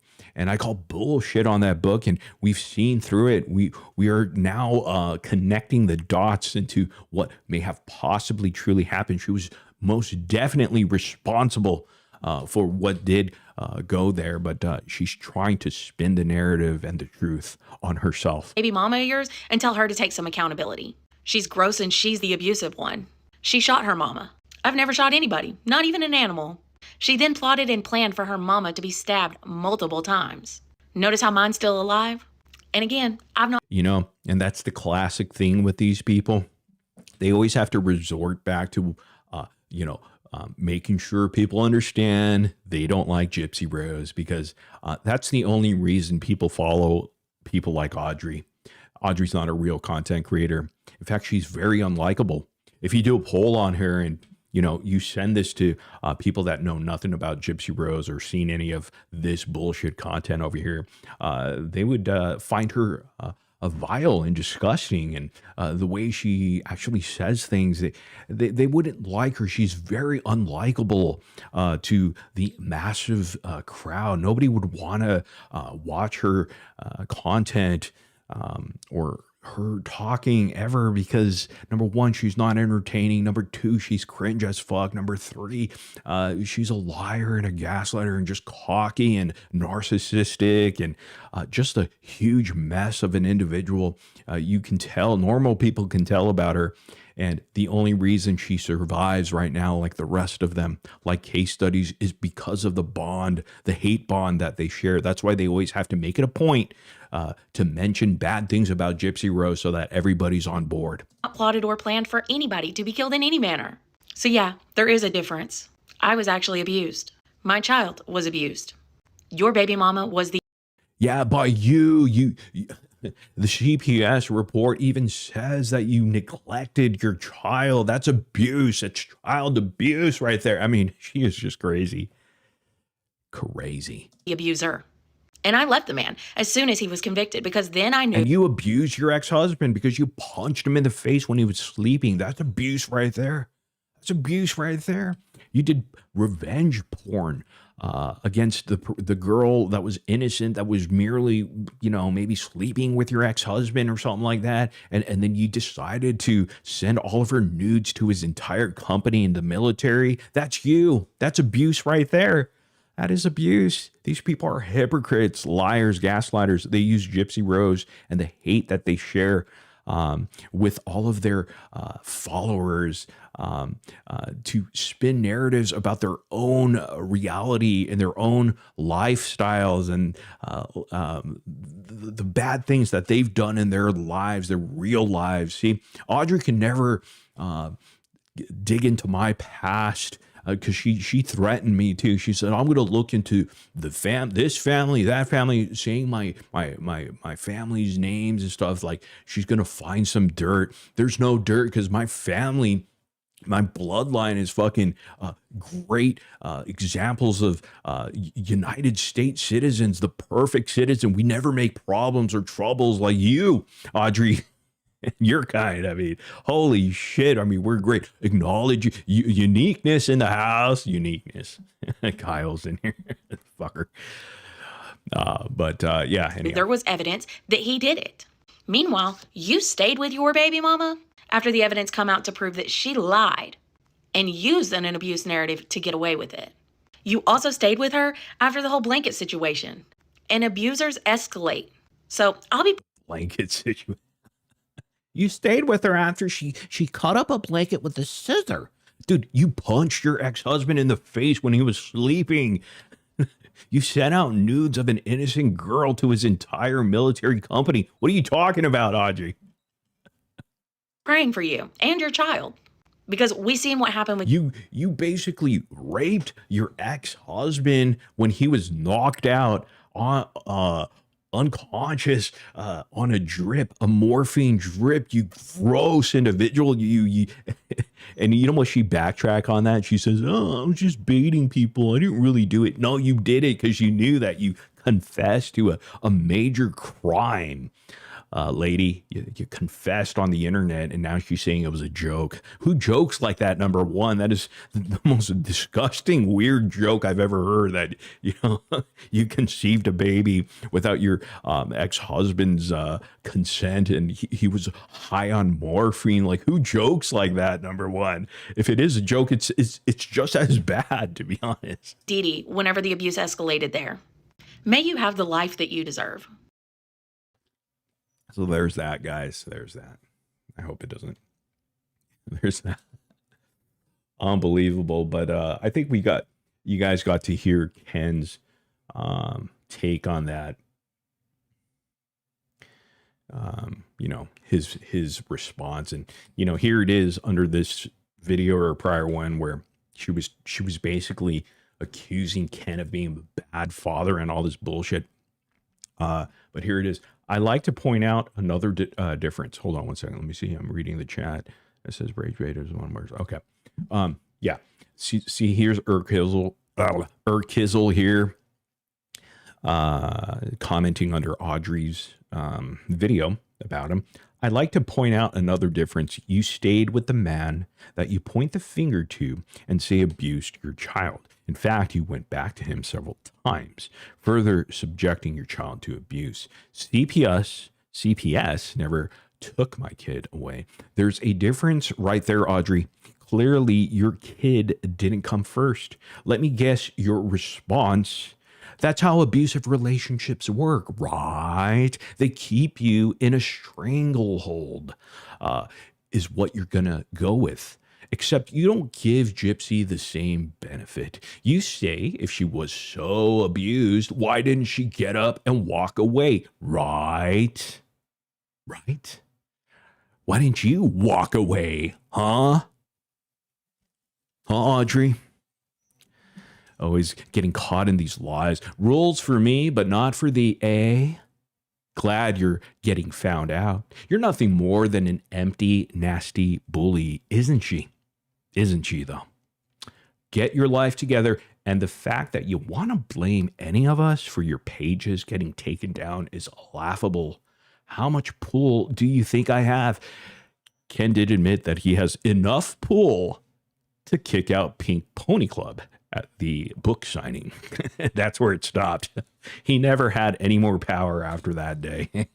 Take some accountability for your gross content. There it is right there. Great response by Ken. I thought it was, he could have gone in on her a little bit more in a nasty way, but he didn't. He just told the facts right there.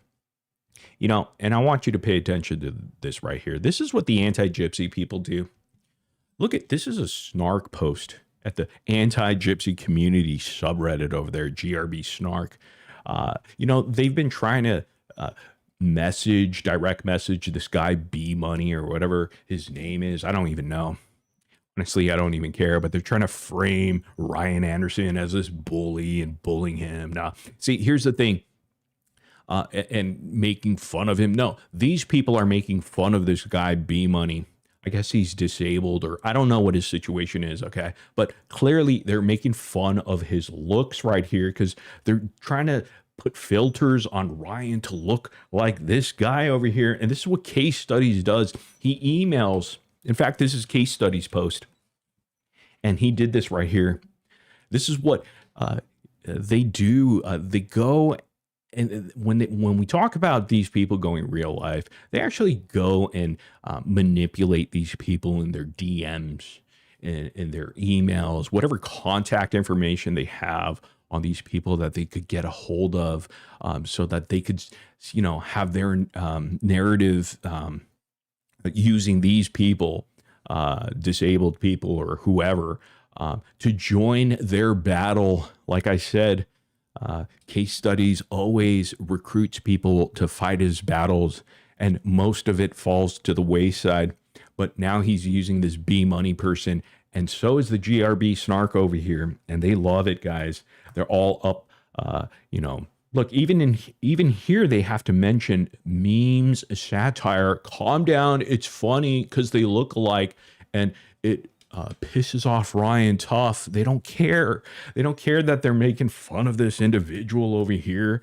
They're the ones in his comment sections trying to pretend like they're a hero to him, trying to pretend like they're trying to help him out while they're making fun of him on the subreddit, guys, his looks. And then they put this stuff, like they put this face filter on, look at with the wonky eyes over here to match up with this guy over here, and the same sort of face.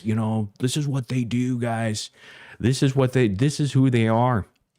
They will take advantage of anybody, just like Casestudyz taking advantage of his stepson, just like Audrey takes advantage of her children to march them up on people's panels, to defend them, guys. It's really disgusting and vile. See, that's the things that they do. And that's why I want to no more part of them, part of their way of doing things, because we've seen enough. Hell, that's why you see on Becca Scoops live streams now, nothing but mockery towards these people, whether they're disabled. They're trying to spin the narrative that, Ryan is bullying this guy. No, they're bullying this guy right here. B Money over here is getting bullied by these people. They use disabled people. They use their own children to make sure that, they recruit people to their side. But hopefully B Money doesn't get sucked in to this type of bullshit over here. I feel bad for that guy, but hey, I'm not a type of person that's going to go and reach out to this people. I'm not going to reach out to B Money like Casestudyz, the creep that he is. Yeah, he reached out to this guy because he has a thing for Ryan Anderson, right? This is how gross these people are. And Casestudyz recruits people to reach out to B Money and invade his comment section to gaslight him and try to fool him. They use disabled people. They use their own children. They use anything they possibly can, to get their message out there and to, convince people that they're right all the time and that they're doing the right thing. There's nothing about them where they're doing the right thing. So I'll just say that right now. Pretty gross. All right. Now, I've been talking a lot. Let's see what else is on the table here.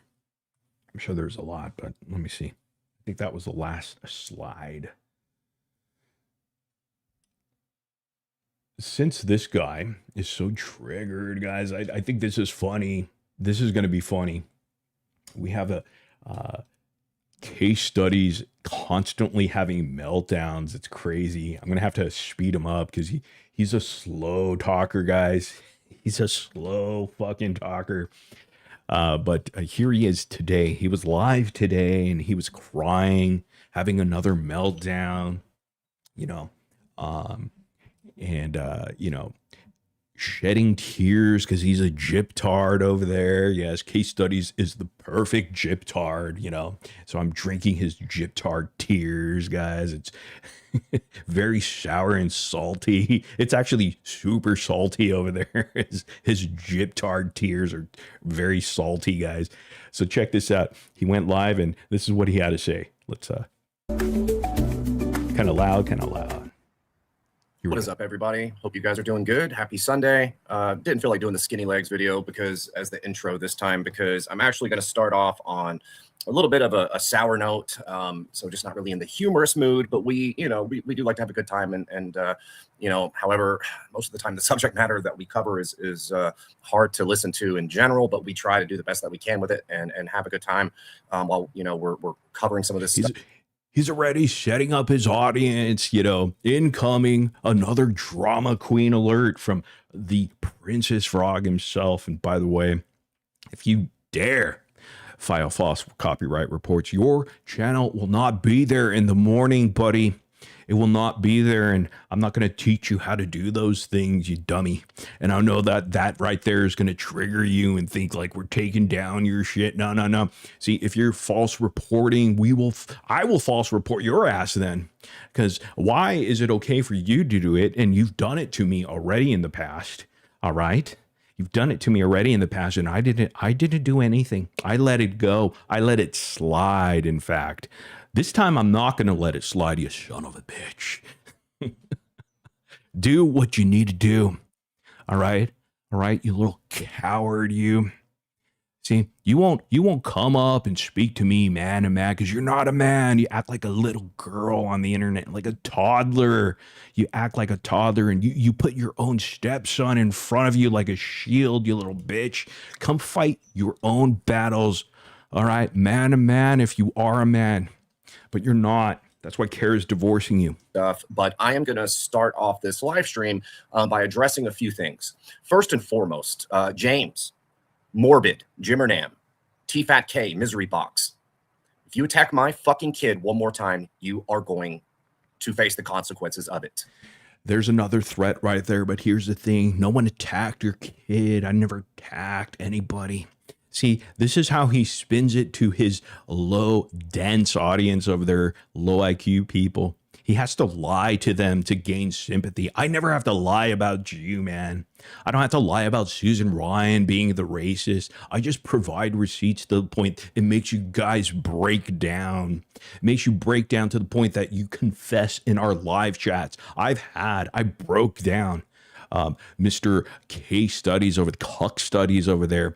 The very first day that I came back here, 1 month and a half ago, and in my live stream, I called his ass out and I said that he was the reason why baby Aurora's face was doxxed, because he tricked Christy Blanchard, faking being her friend, but ultimately fell in love with her.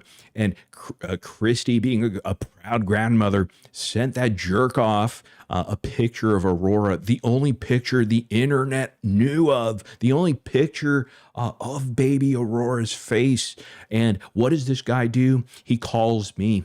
He calls Nina. He calls Becca Scoops. He texts everybody, Toddy One Scoop, everybody, and asks them, guess what, guys? I got a hold of Aurora's face. Let's go ahead and post it everywhere. This guy was the one who doxed baby Aurora. He was the reason why baby Aurora's face was out there very early on. He was the reason, and he confessed it in our live. He confessed it by confessing that he gave this picture to the only person that wanted it, and that was Becca Scoops. Okay, so maybe essentially you could say, well, Becca Scoops let it out. No, it was you initially, you dumbass Scott blinking shithead. You were the one that doxed, because that's all you are. In fact, you had to get yelled at by Cooks today. Cooks had to yell at him because he was doxing just a viewer. Just a viewer in dots, and he constantly does that. He keeps on doxing people in chat because he's a coward. He's a coward and a baby. And that's why he hides all of his internet activity from his father-in-law, because he lives with his father-in-law. And if his father-in-law knew what the fuck he was doing in his house full of cats, well, his ass would be thrown out in the streets, never to be heard from again. And we hope it happens. We pray to God, if you believe in God. I don't know. We pray that this happens. We wish that the father-in-law finally figures out that his dumbass son-in-law, who will never actually amount to anything, will be getting his ass kicked out of that house, kicked out, sent to another country, the Philippines, he's probably going to be in the Philippines or Cambodia, because he wants to get laid. He wants to get laid by women or men, lady boys in Thailand. He's going to go there and, he's going to hook up with a dude over there, in a skirt.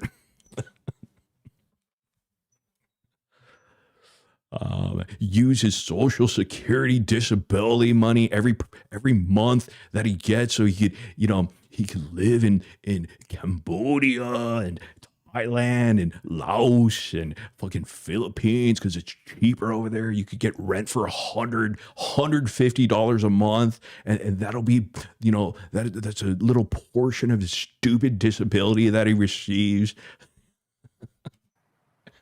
And that's just the reality. This man made another. It's not enough that he posted a photo of my child. It's not enough that he came into my back chat pretending to be my child, pretending that I was essaying my child. It's not. He keeps making shit up. I was never in his back chat. I don't even know what back chat you're talking about, bro. He keeps on showing things that he thinks I'm the only person that dislikes him. Clearly not. You have I am fucking Peachy. She doesn't like you. Jesse doesn't like you. Toddy Oneskip doesn't like you. The entire subreddit over there, doesn't like you. Clearly people don't like you, Case. People just, you're foul and you're a wimp. See, if you were actually powerful, if you were an actual man with confidence, maybe people would like you. At this point, they just feel sorry for you. They feel bad for you because they fall for your bullshit, your lies, because you share the hate bond with them. And if it wasn't for the hate bond, people like you, Casestudyz, you cuck, and also Audrey the Gross over there, you wouldn't exist on this platform. You wouldn't exist on TikTok. No one would want to listen to you guys ever. You guys should be bringing in thousands of live viewers every single time you go live, just because of the built-in audience. But you could barely crack 400, 500, 600 sometimes. You can barely crack it. I was doing that on my worst days, when I was part of the anti-gypsy community. We would reach 1,000, 2,000, sometimes up to 3,000, 4,000 live viewers over here, man. We did it, man. We hit all those goals because the hate bond was real. We took advantage of. You guys can't do it because you just dumb as fuck. Not enough that he goes around telling people that my child is Kim Fowley's son. All this stuff. It's not enough that he attacks my wife. It's not enough that he posts where I live. Well, because I do believe that it is Kim Fowley's son. Prove us wrong. Prove me wrong. Because isn't he the one that says that Aurora is not real? One day he thinks it's real, and then when he gets caught for doxing Aurora, he thinks it's a fake baby, right? So he can go ahead and talk about, whether or not he believes that the baby Aurora is real or not. But I can't say, well, I think that it's your stepson. I believe it's Kim Fowley's son. Kim Fowley is a very, very public figure, and so is his wife, Cara Fowley.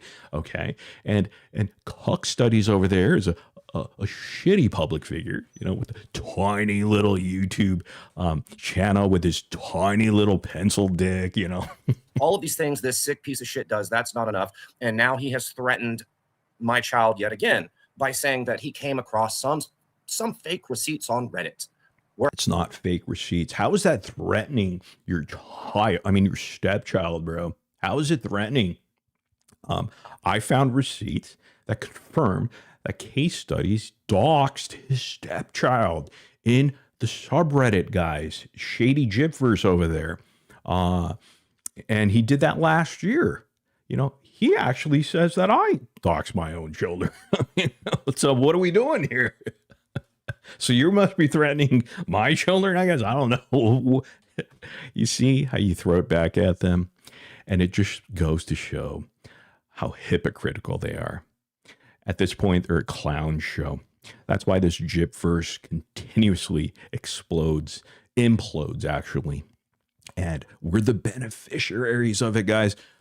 We are exactly who we say we are. We own them some bitches, and we win every single time. Winning is part of our DNA, guys. Like the DNA in Parker, whether he's a husky or a German shepherd or a mix of, winning is a part of our DNA, guys. We constantly win.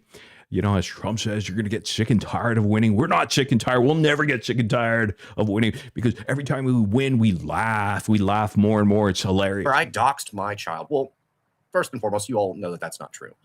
So what he's about to do is he's fabricating something. No, we don't know it's true. Why is it? Why is the proof in the subreddit, huh, buddy? Huh? To give an excuse to give out my son's information, his photos, whatever it is he's doing. Matter of fact, hold on, before we get going, let me turn. I just remembered. Again, nobody's doing that. It's all in his head, guys. Nobody's doing what he wants that to happen. That's why he's rage baiting, guys. He's like, do it. That's why he's using his own stepson, as a shield, just like he uses and recruits other people to fight his online battles. This guy is probably the cockiest person on the internet, guys. I've never, and I gotta say this, Cooks is funnier and has bigger balls than the Casestudyz will ever have. She has some massive balls, very dark balls, very, very dark balls, like her eyes. Casestudyz, man. I mean, at least she's funny, and funny looking. Well, anyhow. Let me get the comments turned on. I always forget that. Okay, get those on screen. You're not going to do this. You are not going to harass my child. And I swear to nobody is harassing his child. You see how he's lying and gaslighting his audience? Nobody is harassing his child. He's harassing his child because he keeps bringing up his stepchild, dude. He's the only one. He's the only one that constantly uses his stepchild as a shield. Fucking God, the last thing that you want is an angry father on your ass, especially somebody with your pedigree online. Keep my fucking kid's name out of your fucking... Number one, I didn't even say your stepkid's name. Shut the fuck up, bro. And you ain't gonna do shit. What are you gonna do? You ain't gonna do shit, bro. You're just gonna sit there. You're just gonna sit there, bro, and keep lying. That's what you're gonna do. You're gonna sit there, act like a princess. You ain't gonna do shit, bro. Get your ass up here. Do something about it, bro. Be a man. Start fighting your own online battles and stop, trying to recruit people to stick up for you and convince other people and use disabled people to fight your battles against Ryan Anderson. Come on, pal. What are you going to do? You ain't going to do nothing, bro. You ain't going to do nothing. Just sit there. Filthy mouth. You and all of the rejects that follow you. Now, I have played this pretty fucking cool. You haven't. Don't call my people rejects. We're not rejects. All right. Actually, we are rejects. We are rejects. We are rejects. We're rejecting the 99% dummies and sheep that follow you. We want to be special, just like Michelle Bolton. Michelle, we love you, man. But we're special because we're elite. We're 1%. We're not like you guys. We're individuals. We're free thinkers, man. We don't want to just be like the rest of the majority. What fun is that, man? We like to use our own brains and our own minds. We love Michelle. People are probably annoyed of that. Michelle. We love Michelle. What's it going to do to score an interview with Michelle Bolton? Seen me posting your kids. You haven't seen me posting your wife. You haven't seen me posting your other family. I don't have a wife, douchebag. Why would you post a wife I don't have, you dumb fuck? Oh. Oh man, this guy's so, see how he lies. He even lies about little details like that. Oh, I'm fucking wife, you idiot. Members, your sister, I haven't done any of those things to you. Leave my fucking kid alone. You're the only one that keeps bringing up your kid, bro. No one cares. You know, we only care about the fact that you're a douchebag and you hide behind shit, man. And here you are trying to hide behind your own kid, your own step kid over here, bro. Grow some balls, bro. You ain't gonna do shit, motherfucker. That's it. I am sick of this shit. I rarely get this pissed off, but I am fucking tired of the lunacy. I'm sick and tired of it. I'm sick of him. I'm sick of this fucking panties crust woman who's obsessed with me. I'm panties crust woman. What? Fucking idiot. Oh man. Keep doing it, panties crust. Keep doing whatever you're doing. Just it's working. Sick of the fucking woman that I have the order of protection on. I'm sick of you crazy fucks fucking with me. What the fucking with you or your stepkid? See, he catches himself. He can't even catch himself in the lie that he's telling. It was all about his stepkid, and all of a sudden, the truth comes out. It's about him. You see that? Just like Audrey. Audrey the Gross over there marching up her daughter to defend her on TikTok. I mean, these people are just the nastiest people on the internet, guys. They use their family members. They use their own children as shields, guys. That's the entire subject matter here, guys. You don't see that happening over on the pro-gypsy side. You don't see that happening over at the FBI. You don't see that happening over here. We never march up our children. We never bring up our children and use them as shields unless they're really being attacked. You know, no one's attacking Case's kid, you know, but he wants to put it out there. He wants people to believe that that's happening, and it's not even happening. It's not even happening. And so he knows that that's going to get sympathy, but it's just a complete lie. That's why he's nowhere to be found over here. He's nowhere to be found because he's a coward, and he's going to sit there and he's going to take it. He's going to take the troll. He's going to take everything that comes out of our mouths, whether it's entertainment or not. It doesn't matter. This guy's triggered 24/7. This guy has been struggling clearly with anxiety since I've returned. He tried to talk a big game, and it failed every single time. He tried to recruit my old trolls. It failed. It failed because I'm a goat. I'm the greatest of all time. And nobody can stop us. We're a bunch of nobody. It's hilarious, though, guys. It is hilarious.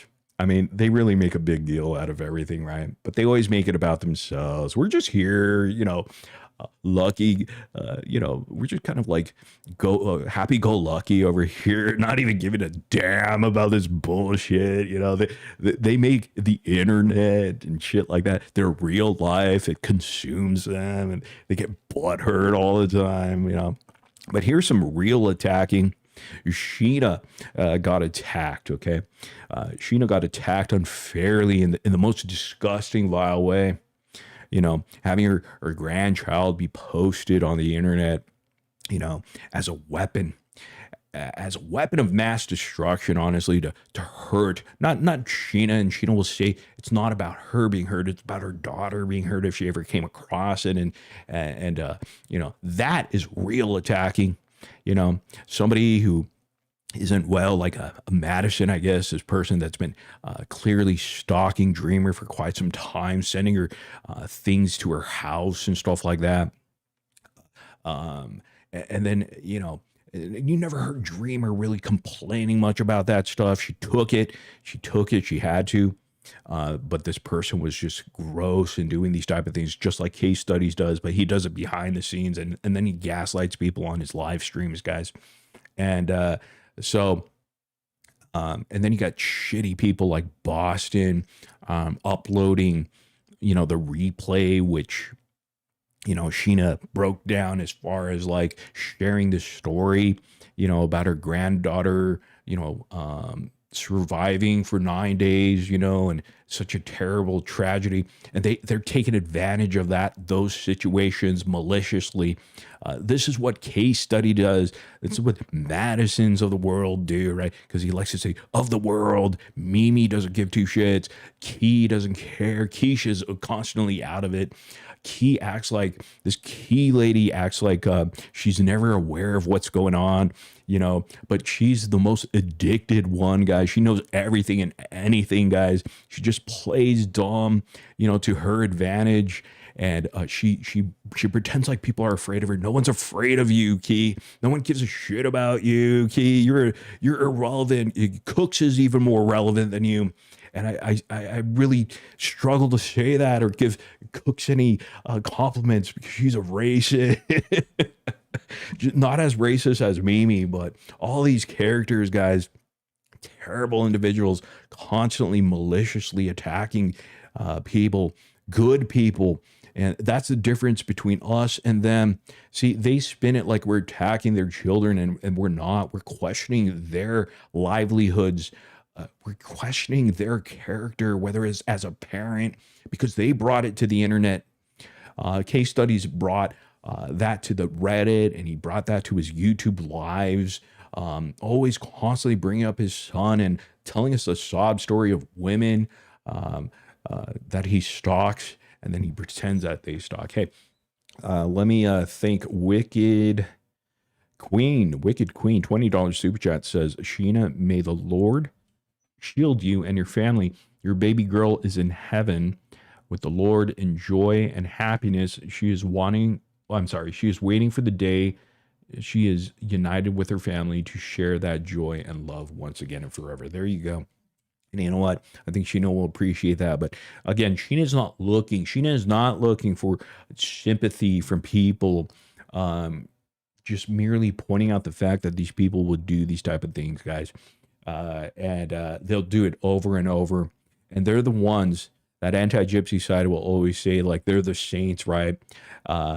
They're the ones that are always good. They're not. They're the worst type of people out there. We even saw Susan Ryan coming in here, you know, acting like her shit don't smell. Her shit stinks the most, guys. Like diarrhea, like tomato sauce that you know, that is pretty old and, you know, gook, gucky, mucky, you know. You know, you pour it out of a can, you know. Okay, I don't even know what I'm talking about anymore. Anyhow, thank you, Wicked Queen. You know, I say that, I've said this before, like Sheena, look out for her, you know, of the unholy trinity that makes up 3 in 1. By the way, acknowledge us, bitch. Accept us. Casestudyz. We can save your dumb ass. You cucks. You cuck studies over there. But Sheena's dangerous. She will be extremely dangerous when she gets her hearing back, and she will get her hearing back. So look out and behave, guys.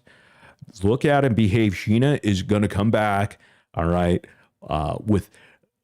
you guys are going to run for Z Hills and look for cover and hide. I'm going to hide, actually, especially the first week when she gets her hearing back. It's over, guys. The game is no longer being played at that point. All right, let's listen to this cuck. Cuck studies. Ever living fuck! Seriously! What the fuck is wrong with some of you? Oh my God, did you guys hear that? Did you guys hear his father-in-law knock on the door? Did you guys hear? Oh my God, you got to hear this, guys. This is great. He's such a wild piece of shit individual that his father-in-law or his wife knocked on the fucking door. That's embarrassing, Case. Check this out, guys. I'm gonna, check this out. Watch. Wrong with some of you? Oh my God. Dude, someone clip that shit, man. Check this out. What the fuck is wrong with some of you?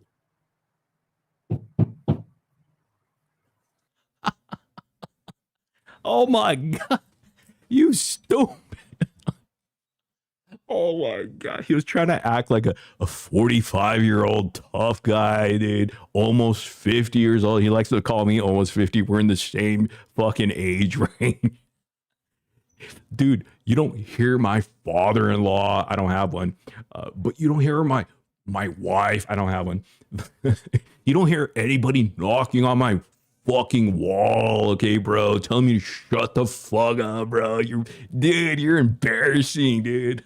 How embarrassing is that? Check this out again. Watch. What the fuck is wrong with some of you? What the fuck is wrong with some of you? Seriously, what the fuck is wrong with some of you?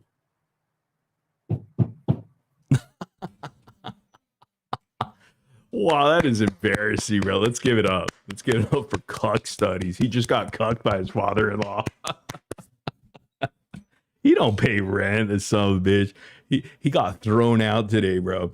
He got his ass kicked by his fucking father-in-law, dude. Dude, his cats are running away from him. What the fuck is wrong with some of you?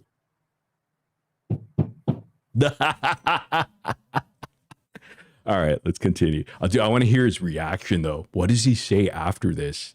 You know, because I'm sure he was so embarrassed, dude. He was so fucking embarrassed that he has to come up. He has to pretend like that never happened. That's an embarrassing case, dude. You're an embarrassment. You're so cringe, bro. Because he can't get a hold of his dumbass emotions, bro. He just can't do it. That is actual evidence right there that his family, his wife, his fucking father-in-law, you know, has no idea what he's doing on the internet. They're just embarrassed for the guy. Oh, God, what a princess frog. Let's see his reaction. Let's see how he gets out of this. Some of you. Fuck! Seriously, what the fuck is wrong with some of you?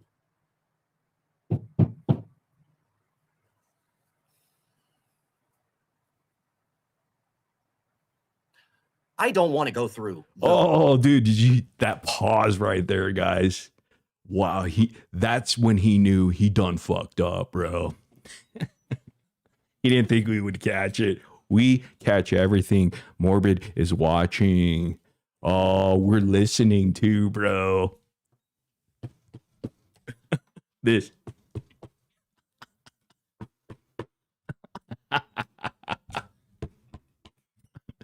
Case, you fuck.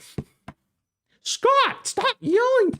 You piece of shit, Scott. Scott, you fuck. It's not that important. It's YouTube, you piece of shit. He's gonna say this like, oh, his wife was in the other room hammering a picture of, hammering a nail. Scott, you fuck. You dumbass. What the fuck is wrong with some of you?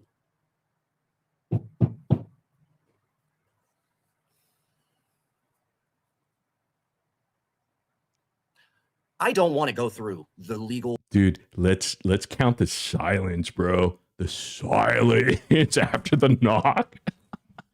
Let's count the silence. How many seconds of silence? Hold on. Seriously, what the fuck is wrong with some of you? 1, 2, 3, 4, 5, 6, 7. I don't want to go through the 7 seconds of silence. Dude, he had a heart attack when that happened.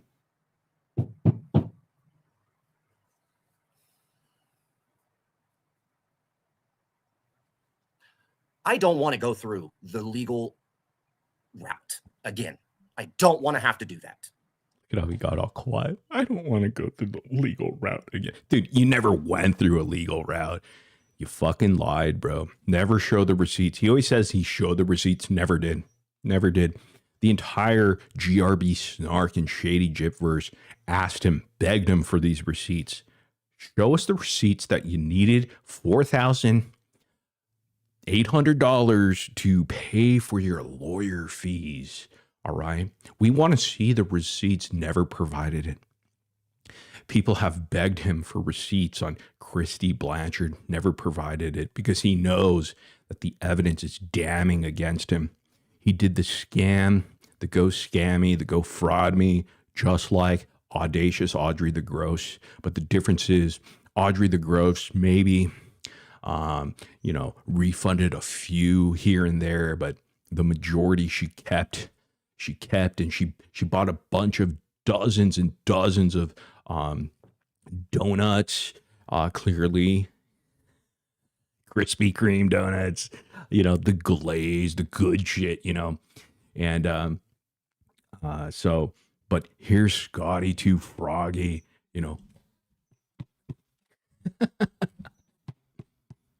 dude, that's a mean knock, bro. You're embarrassing, Scott. Never show your fucking face. Never come back to the internet after that. That is embarrassing. You are 50. You are almost 50-year-old man, and people are knocking on your wall to tell you to shut the fuck up, bro. Shut up. You're almost 50, and people are knocking, bro. That's what you get for never paying rent and living at your father-in-law's house, you douche. You're a douche, bro. Douche. Yeah. Douche. I don't want to have to do that. But you guys are forcing my hand. I mean, it has reached levels that, Oh, wait, guys. I put that at 1.35 speed. Or 4 speed, so the pause is even longer than 7 seconds. Holy shit! Let me go back and play it at regular speed. Hold on. Don't want to go. Okay, let me go back some. What the? I'm sick for living. Fuck. All right, let me go at regular speed, guys. Hold on, and then I'll count the pause. Here he is. Fuck. Seriously. What the fuck is wrong with some of you? Dude, it's even worse at regular speed, guys. Did you hear that? Each knock had fucking anger in it, bro. Check this out, bro. Listen very carefully. Fuck is wrong with some of you?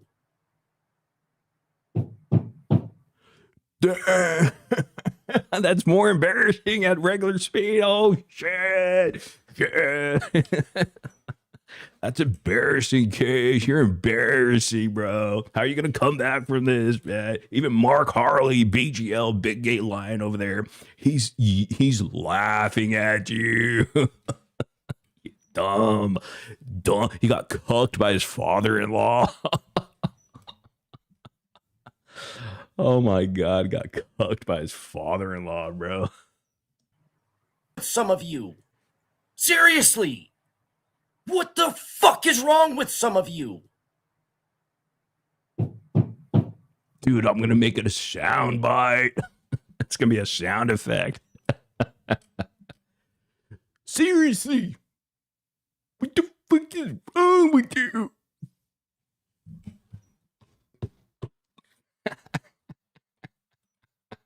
That's going in the intro. All right, let me count the pause now. Hold on. Seriously. What the fuck is wrong with some of you? 1, 2, 3, 4, 5, 6, 7, 8, 9. I don't want to go through. Damn, 9 seconds of silence. Wow, this is embarrassing, bro. Get off the internet. Dude, once your father-in-law fucking knocks on your door like that, bro, at almost 50 years of age, you need to go. You need to get off the internet, bro. return some of those cats, rehome them to homes that actually are good to these kitties. Route. Again, I don't want to have to do that. I don't want to have to do that. But you guys are forcing my hand. I mean, it has reached levels that, you know, nobody should have to endure or go through. And it's not just me. It's not just me. It's countless other creators. It's countless, you know. No, it's just you. No other fake creators in the anti-gypsy world has their father-in-law knocking on your fucking wall to tell you to shut the fuck up. Oh, this is too good, man. Wow. It's the knock heard around the world, guys. The knock. Dude, that is embarrassing. Wow, Case. You're fucking... Dude, you got cooked by your own father-in-law, bro. That is just fucking embarrassing, bro. I was watching Cook's live stream earlier today, off and on. You know, she's on TikTok. And she's somebody else that was targeted, made fun of, and bullied, and I guess was the person of the week that this sick fuck was gonna go after. And he had made this AI image of her where she had two black eyes, and he was insinuating that it's not two black eyes, you dummy. It's two dark spots because she has raccoon eyes, bro. Because she doesn't wash her face daily with the right soap, so it got the dead skin all over her eyes, man. Just like under your armpit, it gets dark. It's dark around fucking her eyes, you idiot, you piece of shit.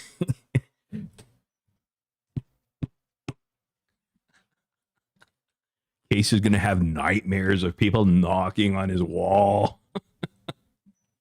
it was like he was making light of like trying to say that she had been beat up, making light of domestic violence, whatever. And I was watching Cook's live stream. Dude, Ryan Anderson, bro. Ryan Anderson doesn't have anyone knocking on his fucking wall, bro. And he's telling Ryan Anderson to get a job. He's got his father-in-law in the next room knocking on his wall to tell him to shut the fuck up. Just got cooked by his father-in-law on live stream, dude, of all places, on your YouTube live stream for hundreds of people to witness live. That is terrible, man. Just get off the internet. Get off the internet, man. That's embarrassing, bro. That's how you know that he never tells his father-in-law, who he doesn't even pay rent to. Pay rent to him, you piece of shit, bro. Why can't you just pay him a little bit, bro? Get some out of your anti-gypsy fucking treasure chest of YouTube advertising money. Split some of that money with your father-in-law. Maybe he won't knock next time. He'll tap Dream this morning, you know, and she was upset because he, you know, look, you don't know how some of this is going to affect people. You just don't. Now, I think she's handled it pretty well. But at a certain point, she started crying, and I don't like to see that. I don't. Did Cookie, did you cry? I thought you were going to call in today. Oh, I need to give you a phone number. Yeah. Maybe I'll, when I'm done listening to this cock, you can call in. You can call in one of my biggest fans of their cooks. You know, maybe Susan Ryan was crying because she got caught, like, you know, making fun of Chinese people, saying me Chinese, me play jokes, me do pee-pee in someone's coke. That's not nice, Susan. That's terrible. Why would you say anything like that? I know you didn't like COVID. None of us did, but don't blame it on the Chinese. And you're on an app made by the Chinese, TikTok over there. So, you know, don't be telling them they're peeing in someone's coke. Like to see women crying. I mean, making fun of her looks. He was making fun of her, like she was leaned back in a position, and he was like saying she had this second chin. all this stuff and just, you know, gross stuff and all these. Dude, I didn't say she had a second chin. I said she had a fourth chin. There's 4 chins, not 2, bitch. Get it right. These fucking women on his panel co-signing this shit. These fucking weirdos. Now he's calling women weirdo. Oh my God, this guy. Oh, this guy, man. They're all hypocrites. They're all guilty of the same thing, guys, and worse, actually, because they do it behind the scenes. I don't do anything behind the scenes. I'm not a coward or a pussy. I don't have my father-in-law knocking on my fucking door, you know, when I'm on a live stream. The fucking same weirdos who were on the receiving end of his bullshit, but yet are now hate bonding with it because because he's doing it to somebody they don't like. He's so mad that, Bree and Sheena and all the FBI, they're okay with me now, gives a fuck, bro. He's so mad that, they're not taking up for him because he wants them to fight his battle, just like how it failed with that evil fuck over there, evil ghost over there, that guy failed. He went back to attacking women like he does, and then who else? He tried to get my old trolls. They gave up very quickly because they found out who they're fucking with again, and I had to remind them who I was. Oh man, let's knock. Okay. Oh, Scott, can you shut the fuck up, Scott? I get it. There are people that don't like me. And I can, most of it is because they've been conditioned to believe things about me that were never fucking true to begin with. But that's fine. But you don't see me doing. He thinks people were conditioned for Scott. Dude, you're not that important. No one's conditioning anything. All right. And you're not conditioning your hair, bro, because it's all ratty and fucking lice filled with dead scalp, dead skin whenever you scratch your stinky in and out hair, bro. Stench. Fuck, man. This guy got cucked. Man, somebody put that on Reddit. Clip that up and put it in live stream failures or something like that in a subreddit. Like this fucking 45-year-old man got cucked by his father-in-law on a live stream, guys. He was yelling on his live stream like a fucking madman and acting like a bitch, and his father-in-law next door knocked on the wall, guys. This is the most embarrassing thing, guys. Clip it up and put it on that subreddit over there, Am I the asshole? r/am I the asshole? And they put his name there, Scott Blinken shithead. He covers Gypsy Rose shit. His entire audience is like fucking soccer moms and soccer grandmas. Trying to act like a tough guy on the internet, only to be cucked by his father-in-law at almost 50 years of age. In these things. You don't see me doing these things. And don't ever put me in the same breath with fucking Jimmernam. With Morbid. I am nothing like that piece of shit. Good. You can't be in the same breath, dude. My father-in-law doesn't knock on my fucking wall, bro, to tell me shut the fuck up because I pay rent, bro. Very expensive rent, unlike you. Dude, his room must be so tiny, dude. Dude, he posted like this little short of him on his little fucking twin-sized bed because he sleeps alone now. He's got Transformer cartoon, bedding set and shit like that. He's got a little blanket, it's Transformers, Optimus Prime on there, little fucking baby and shit, dude. Dude, he's got all these fucking. He's gonna say it's his son's bed. No, it was his bed, dude. He was spread and naked under that Transformer blanket of his, guys. And then he had one of his cats, hiding, you know, in the bedding, you know, in his schlong area with his pencil pee-pee. He's got his pencil pee-pee. And then he's got two other cats like lying on him, you know, stroking him on his They're stroking him, dude. Oh man. And then his father-in-law knocked on the wall. And what he is doing is criminal. As I said on my live stream yesterday, I don't understand, first and foremost, how YouTube even allows, it has this man still on with a platform. He is a ban-evader, we know that. But seeing Cooks cry like that, it tore on my heartstrings because Cooks didn't cry, dude. Because somebody sent me a clip of Cooks crying, bro. Cooks with the fake crying. Oh my God, how embarrassing. Man, this is embarrassing I feel embarrassed for him. You know, I don't know what's more embarrassing. His father-in-law knocking on the wall 3 times, or Audacious Audrey, the gross lip syncing to cringe ass music, bro. I know he's just going to keep doing it, and he's going to keep doing it.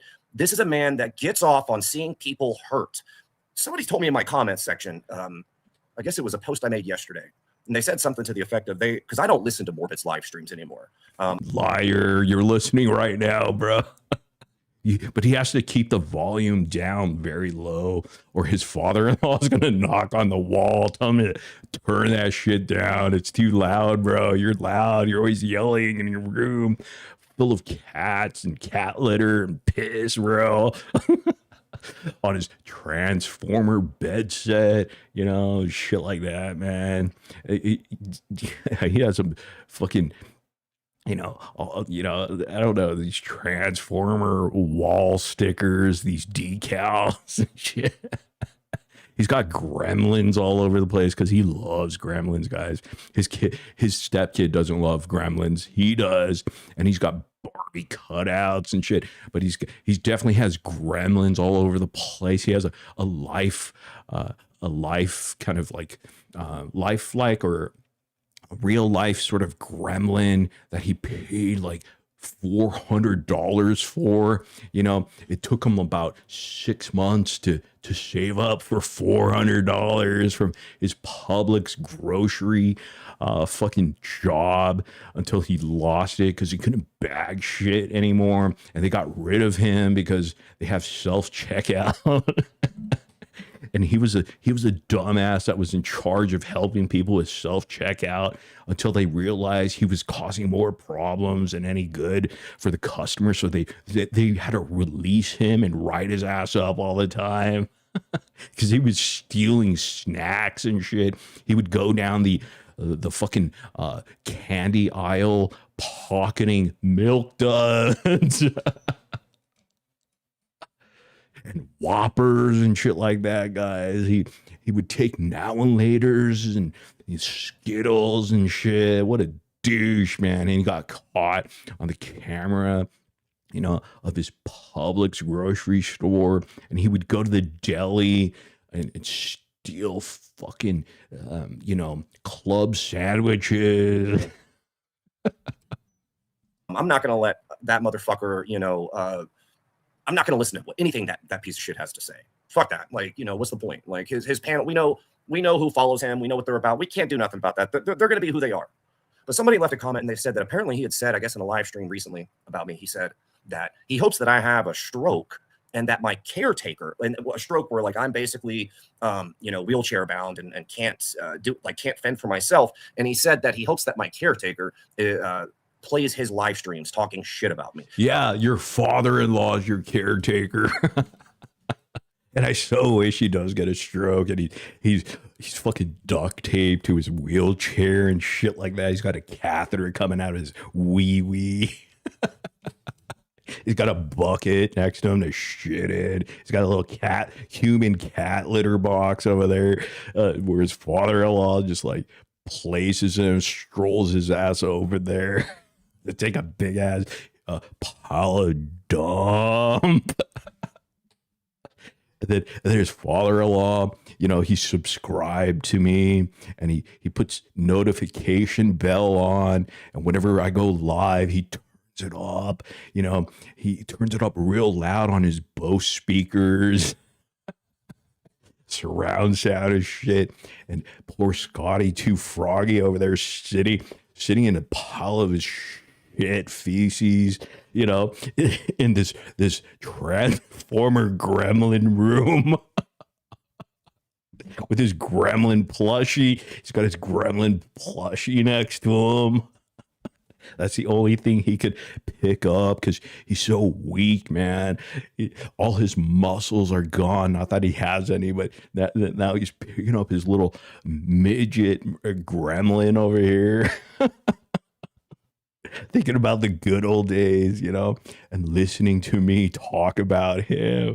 Look, he's probably in his wheelchair right now, guys. He's probably holding tight to that gremlin of his, you know, his little plush, you know, with the big floppy ears. Don't feed him at night. Don't feed him past midnight there, pal. Oh, Lord. Wow, man. Wow.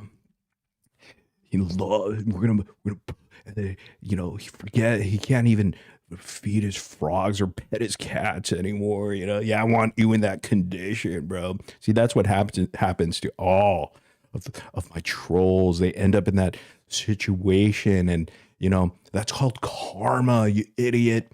You dumb low IQ one, you know, because he's giving himself a stroke every single time he has a meltdown. It's triggered constantly, guys. And so, yeah, ultimately he's going to end up that way. And his father-in-law actually sent me an email and said that he is definitely subscribed to me, and he's got notification bells on. And, you know, when the time comes, when the time comes and the opportunity arises, he's going to make sure that Scotty Too Froggy hears every single live stream through his speaker system. Do you realize how dark and depraved you have to be to come up with a scenario like that in your fucking head? Like, that's some dark shit, man. That's somebody that really wants you to hurt. But then again, I mean, he's as I said yesterday as well. Dude, I'm gonna laugh. You know, he goes down to his Franklin police department over there to file yet another protection of order, but this time it's against a real man and not a woman on the internet that he stalks. And he clips this live stream as evidence, and they listen to it. And you know, I see my analytics the next day, and all of the activity and the traffic is coming from the Franklin, Tennessee Police Department with a bunch of likes on my live stream and shares. They're sharing it on Facebook. The entire police department over there finds it so funny. They're sharing it on fucking Instagram and Twitter X and, you know, Truth Social. He's weaponizing and mobilizing the mentally ill that he is preying upon right now. And like, guys, I don't know what to do.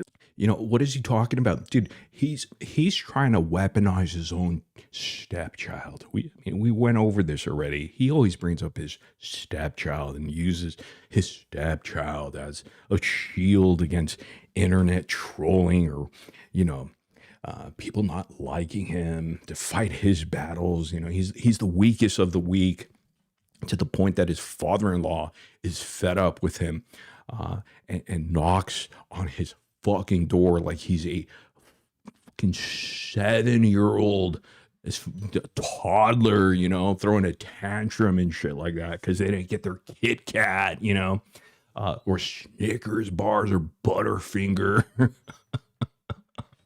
Little Twizzlers or some shit, you know. and he confessed that he watched Toy Story 5 by himself. He went by himself this weekend, and he tried to play it off like his stepson when his stepson was not there, guys. No, he went by himself because he has one of those monthly passes because he's such a fucking nerd and a dork, and he goes by himself. He sits in those comfortable chairs, the massage chairs. He orders himself a Diet Coke because he's watching calories like a little puss. He's got a little Diet Coke and his fucking Regal Cinema or AMC rewards card and shit, and he always pretends it's his birthday every day of the month, so he gets a small popcorn. And he's such a cheap ass, he won't even pay an extra $1 to fucking supersize his fucking popcorn because he'd rather save that $1 for some Pokemon cards at a yard sale that he sees. And so he has his small popcorn, and he's such a cheap ass. What he does is he asks the people over there, the people working at the cinema, to give him like a, those brown plastic boxes. He dumps his first fucking round of small popcorn into that shitty, smelly cardboard box, and he fills it with like that fucking rat poison grease of butter, that just comes out of that container where rats are probably infesting, all that junky, whatever butter that is. I don't even know what the fuck that is, but he's pouring it all over his small popcorn into his cardboard box. It's getting long, this story. The short of it is he's a loser, man. He's a loser. Well, I don't know what to do, man. You know what I'm saying? Like, do you understand like how hard it is to ignore like even 20% of the shit that comes my way? It's the amount of like, dude, I'm not trying to fucking complain, but it's a fucking lot, man. It's a lot of bullshit. It's a lot of crazy people. And dude, he's the only character in his own sad story that he tells to his audience that doesn't give a shit. They just want him to talk shit about Ryan Anderson or Gypsy Rose, or they don't care about your fake story, Case. I mean, dude, you're yelling for no reason. I mean, you're bothering your father-in-law, who was gracious enough to allow you to stay at his home, you douche. And this is how you repay him, by disturbing his peace? Go fuck yourself, man. What are you doing? He probably broke his hand knocking on the wall that hard, man. I mean, poor father-in-law broke his fucking wrist trying to knock on his fucking wall to tell him to shut up. He's showing where I live. He's giving out all of my information. Showing my fucking child. No, it's not your child. It's your stepchild. You're a liar. Prove us wrong. Prove that it is your child. All right. Right? Because he needs proof that baby Aurora is real. Go fuck yourself, bro. We're just pointing out the hypocrisies of these individuals, that think they're such saints and angels. They're not. They're the worst type of people in the world, man. They're the worst type of people on these internet streets. We just make it sound cooler. They can't. They're incapable of doing it because they let their emotions get in the way, just like this cock. This father-in-law cock. Making it look like he just did a community post where he's now threatening my fucking child again, okay? Again, show me the proof. Show me the community post that threatens your stepchild, bro. It doesn't exist. This is proof again that you're using your own stepchild for trolling purposes on the internet. Everything you say is just lies and gaslighting to gain sympathy from your hate bonding community, bro. This is a tactic that Audacious Audrey the Gross does every single time, And this is what Becca Scoops has done. All of you people just keep copying each other because that's what you do as sheep. 99% of them, man. And here he is to the point that he pissed off his father-in-law. It's enough to drive anybody insane. He's not going to drive me insane. I will handle this. I will handle it the right way. You're so insane that your father-in-law had to step in, dude. You're embarrassing, bro. You need to go get some help, like right now. You know, he's such a movie buff. You know, he always, that's why he goes to the movie by himself, guys. And there's nothing wrong with it, but he pretends like he's spending time with his family. His family doesn't want to spend time with him, guys. Kim Fowley's son doesn't want anything to do with him. And clearly his father-in-law hates him to the point that he has to bang on his fucking wall. And you could tell it's a small guest room because there was not much echo involved. It was just a flat knock, knock, knock. It's embarrassing, man. This is embarrassing. I hope that clip goes viral all over Reddit and fucking TikTok. Just make fun of him, 50 years old and his fucking father-in-law who doesn't collect rent from this guy. He gets cucked on the internet on a live stream by his daddy-in-law. Wait. But he is giving people motive and reason to come and harm me. And not only me, but others. Dude, no one wants to harm you. You harm yourself by clicking live. Every single time you click live, you're harming yourself because you're making a fool out of yourself, embarrassing yourself, getting cucked by your father-in-law, bro. That's embarrassing. You're harming yourself. Oh, Lord. He thinks people are going to go harm him, dude. You're not that important, number one. No one's going to spend time to go visit your shitty father-in-law's house. They already feel bad for him. The guy's fucking, knocking, throwing. I mean, he's creating holes in his fucking drywall at this point. He's so fed up with you, Scott. Blanking shit, shithead. They're creators. The other people that he's making things up about, the other people that he's doxing, the other people's houses that he's showing, the other people's children that he's putting up. Like, this is a sick fuck. I don't need to tell. Like, the information is out there on him. It is all out there on him. So while some of you want to say this is, and the people that do support this, they're gypsy supporters. They're gypsy supporters. See how they bring it back to that. Because he needs to reel in his audience again, because they're losing interest, right, guys? They're losing interest. And once you say Gypsy's name and you throw some hate at her, then they go, oh, wait, now we're here for that because we're all hate bonders over here, You see how they do that? Audacious Audrey does that. We've seen examples of that earlier today in that video. She's trying to call out Ken, but she failed again miserably.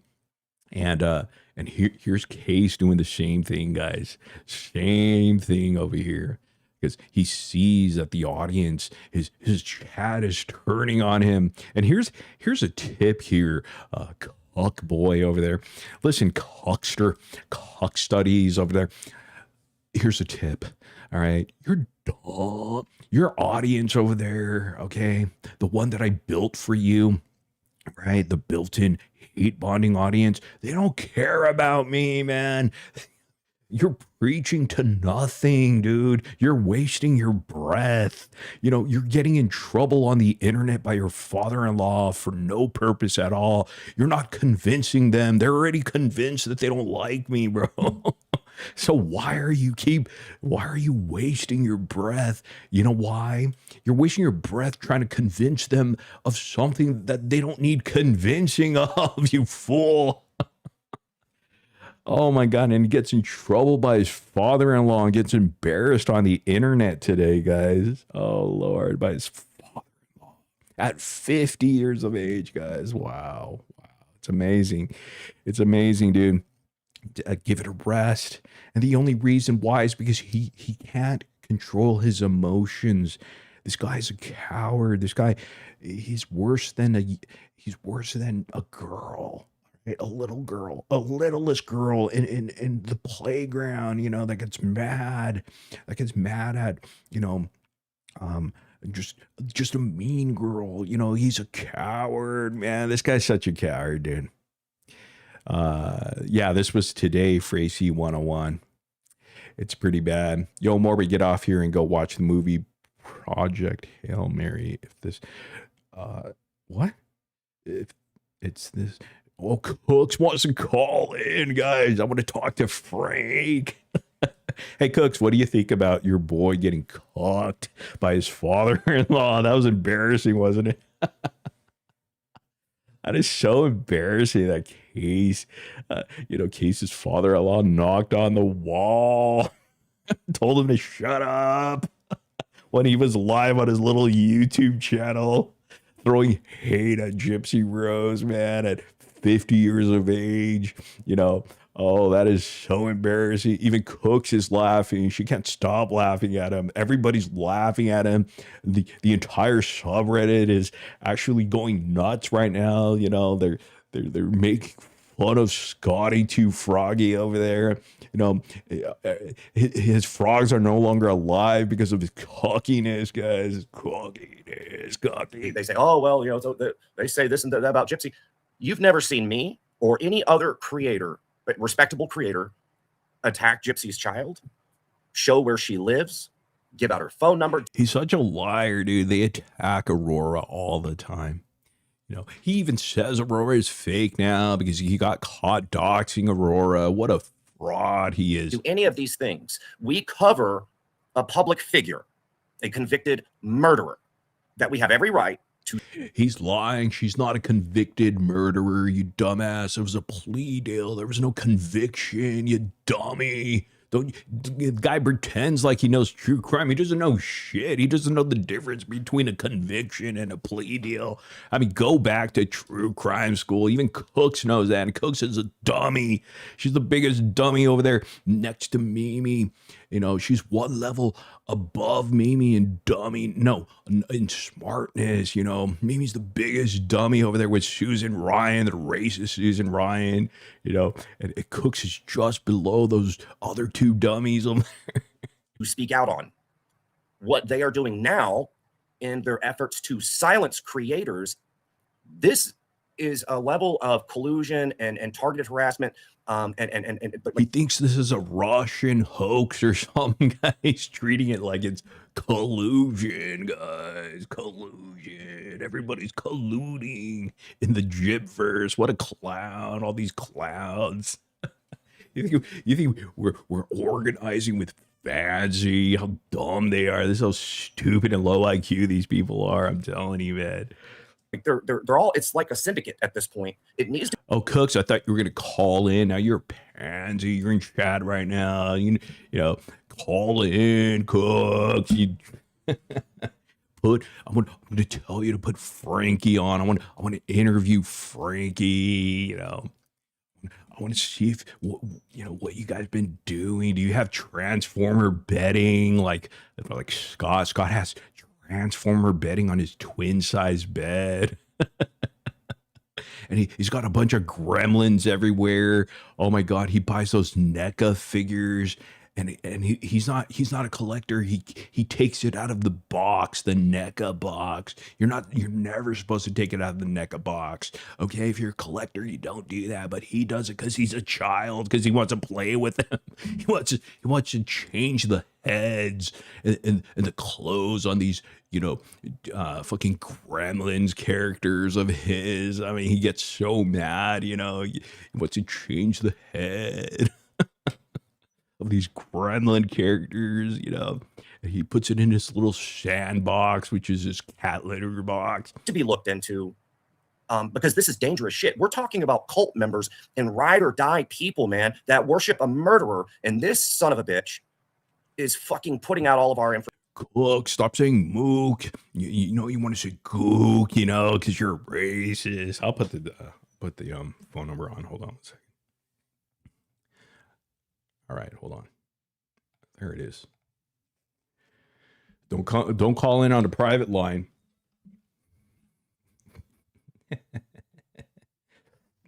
All right, we'll listen to this dumbass over here, guys. Information, those who cover and speak out on it. What are we talking about here? I'm tired of it. I'm fucking sick and tired of this shit. Tired of him. I'm tired of fucking Panties Crust and her fucking delusions. This crazy fucking woman saying that I stalked women in California and Georgia. Dude, he's crying at this point. I've never seen a man act like this on the internet over just anyone. You know what I'm saying? No, I won't get your number. I promise you. I changed my name from Michael Buscos to Scott Michael Buscos. I'm Truthy Migu. The level of obsession and stalking, like, it is concerning. Writing things about how she wants me physically hurt. I am sick of this shit.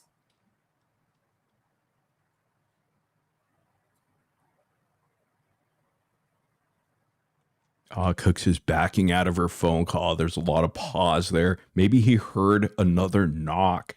I bet you there was another knock. We just couldn't verify that, but I'm pretty sure his father-in-law knocked again. That's my cell phone number just for you, Cookie. Cookie, call us in live right now, 949-414-669069. Something, you know, you're not familiar with. It's been decades since your husband did that. The well is dry with Cookie. I don't know what else to say. I'm, you know, and I know this will be turned into content for that sick fuck, and you know he'll. Yeah, thank you for the knock moment, guys. Every time you're in his comment section or his live chat, just do 3 knocks, guys. In fact, Sheena is at the tattoo parlor right now. She's getting a tattoo. It's called Knock 3X, guys. Oh, I'm thinking about getting a gremlin on my ball sack. Gremlin. A gremlin tattoo on each sack. He'll enjoy it, I know, because he likes to do that. But what's up, CJB Comedy? I haven't seen you around for quite some time. Maybe you've been busy, bro. Hopefully you're doing well. You know, it's just enough is a fucking enough, man. I'm all about going after somebody over the things they say, how they can. By the way, CJB, I don't know if you heard it, man, but earlier on this live stream that Case had today, he was yelling in his guest room, his father-in-law's guest room, and we heard 3 loud knocks on the wall telling him to shut the fuck up. It was embarrassing, bro. You should probably go listen to that and clip that shit up for yourself. It's too good. Conduct themselves, you know, just those types of things. But I don't like these games. I don't like these games because what they want to do is they want to push me to their level. What game, dude? Everything is in his head, man. Everything is in Casestudyz head right now. There is no games. You're the only one playing the game, you dummy. You're playing it against yourself, man. This is embarrassing. Now you're playing against your father-in-law, you dipshit. And you know, that's not a place that you want to find yourself in. You don't want to be like that. I don't know. You know what? That's what I thought. Cooks. You're a coward. See, I allow you to call in. You don't want to call in. You're just all you do is just bark. All you got bark. Anti-gypsy side, bark. No. But when we present the opportunity to you fairly as I do, I'm the most fairest of them all. Ask Cowboy Bear when he came up here. I treated him with nothing but respect. And even though he's a coward himself and a liar, but hey, at least I was respectful to him. But look at you over here begging to call in. You can't call in. Because Frank is going to knock on your door. Nah, Frank won't do that to you. That's only a case studies problem, a cuck studies problem over there, dude. I've never heard a father-in-law knock on the door so hard of his 50-year-old fucking son-in-law to tell him to shut up, man. Shut up. It's gone on too. It's just gone too far, man. It's just gone too fucking far. And it's just, I mean, you guys don't understand how unnerving it is when you have this guy bringing up the people that he's bringing up on his panel. You know, a lot of you guys have been here for a long time. You know what happened with the person I got the order of protection on. You were there. You know just how dangerous. Oh, Wicked Queen purchased 5 items. Nobody's shirt in there. Wow, I hope you enjoy that, Wicked Queens. I hope you enjoy that, whatever you got there. That is to have somebody like that come up that you're empowering and you know, just adding fuel to their fire. It's so dangerous. And then not only that, you have him doing the same thing with Colleen, Annie's crust. I'm just peachy, whatever you want to call her. You know, and titling live streams that feed into her delusions. I've never messaged her. I never would. Dude, you're the only delusional one. Can't you just accept the fact, Scott, that nobody really cares about you outside of your hate bonding community? Everybody thinks you're a goofball. I mean, the fact that your father-in-law knocked on your dumb wall to tell you to shut up goes to show you what a clown you are on the internet. I mean, who could respect a man that's almost 50 years of age when their father-in-law is knocking on the wall to tell him to shut it? Shut it, man. Shut it down. That's embarrassing. That's embarrassing, Case.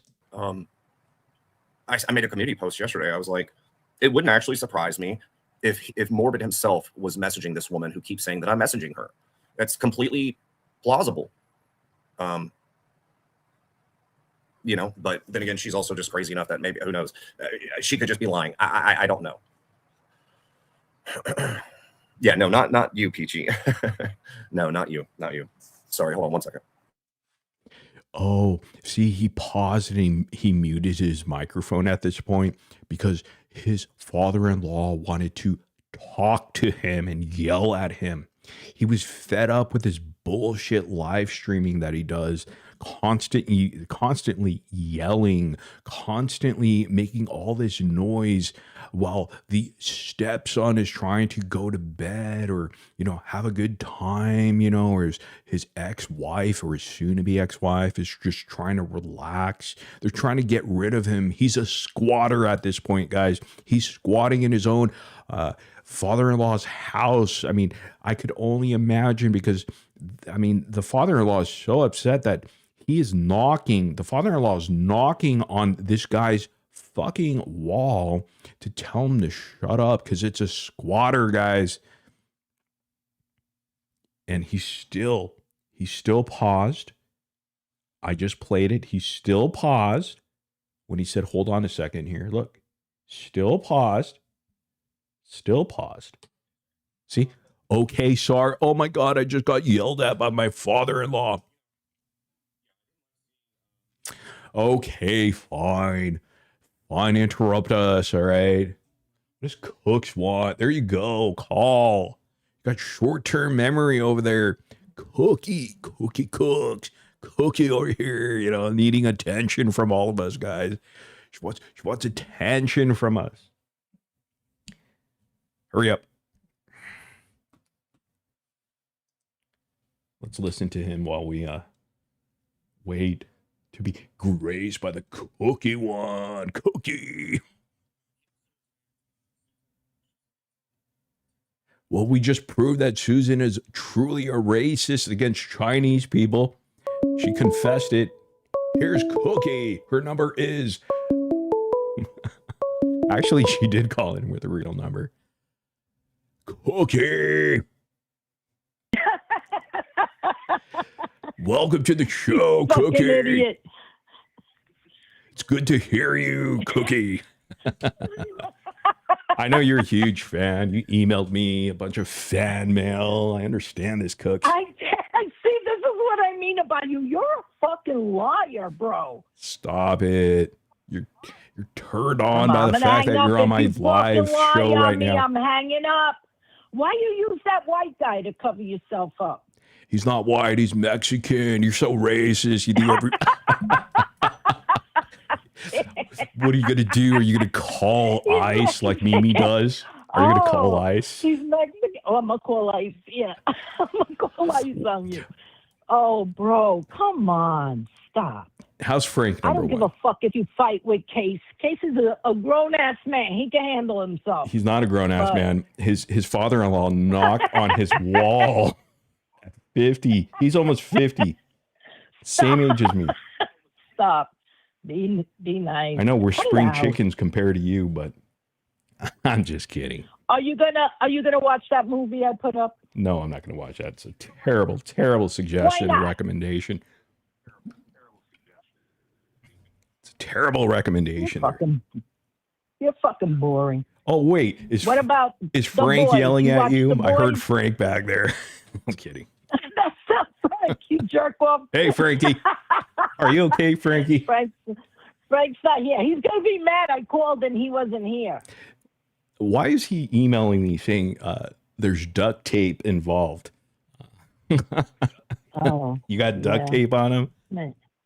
Are you treating Frank like Becca Scoops? You're confusing Frank with Ken. Okay, your little boyfriend there. I heard how sweet you talk to him, bro. Do you know that Becca Scoops puts duct tape on Mitch? Ken. Oh, please be careful, Ken, when you're driving.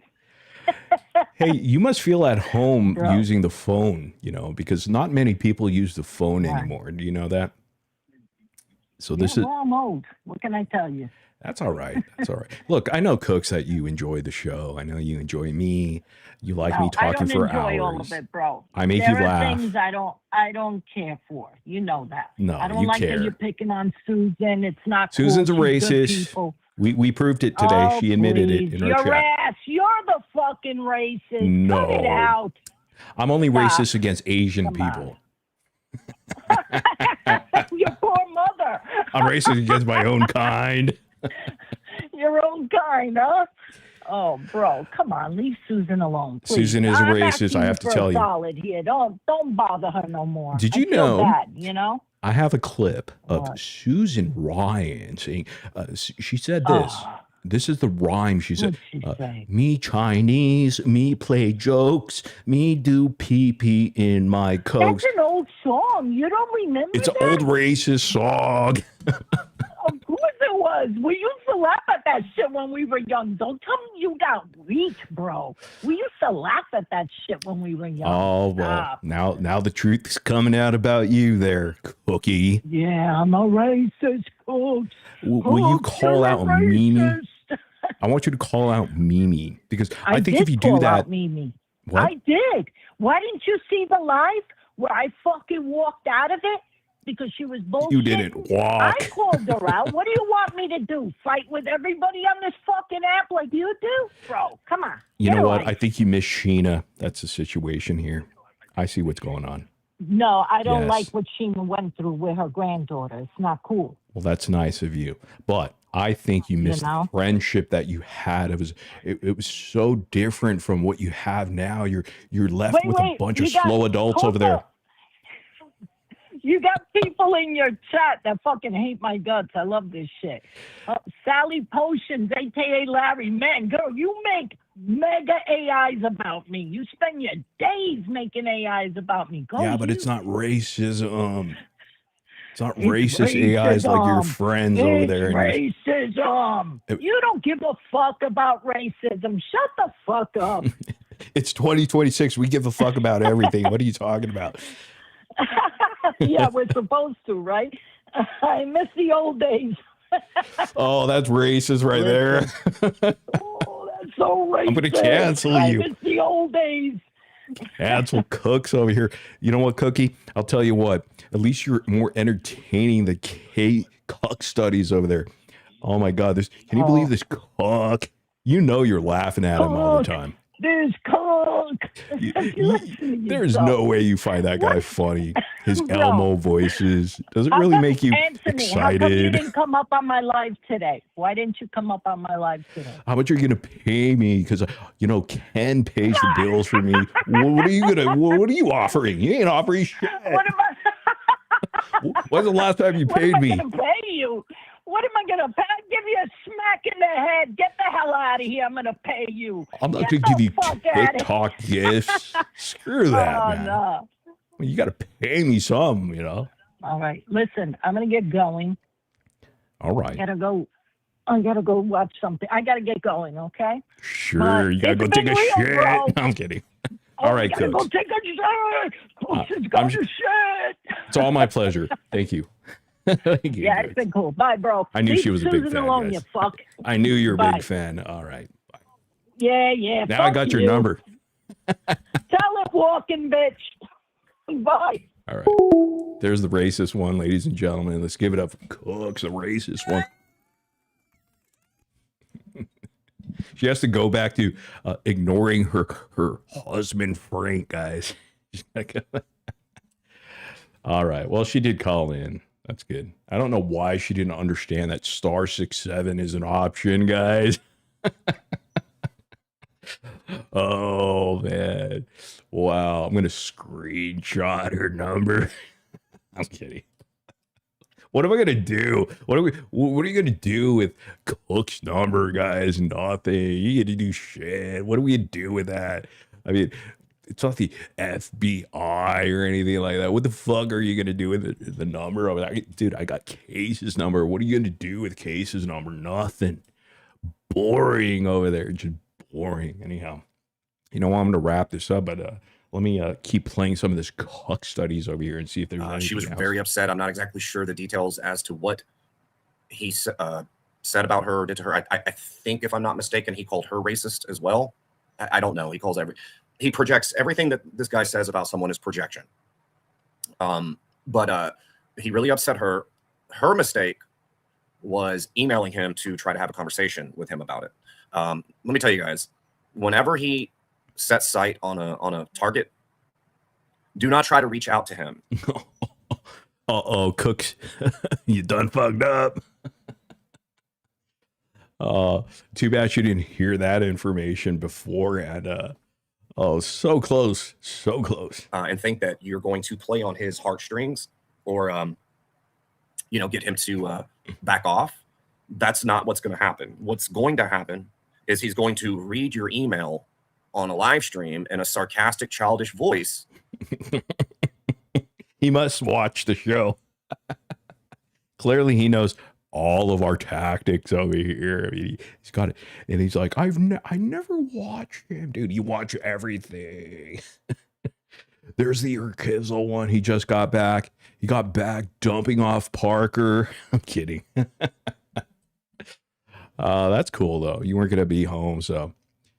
Parker's on vacation now, dude. He probably has it's like Caesar Milan, Yeah, have you seen Caesar Milan's ranch, man? That's probably that's what I expect Parker being dropped off at over there in cut off Louisiana, Parker's having a party with all his other chick dogs over there, his girlfriend.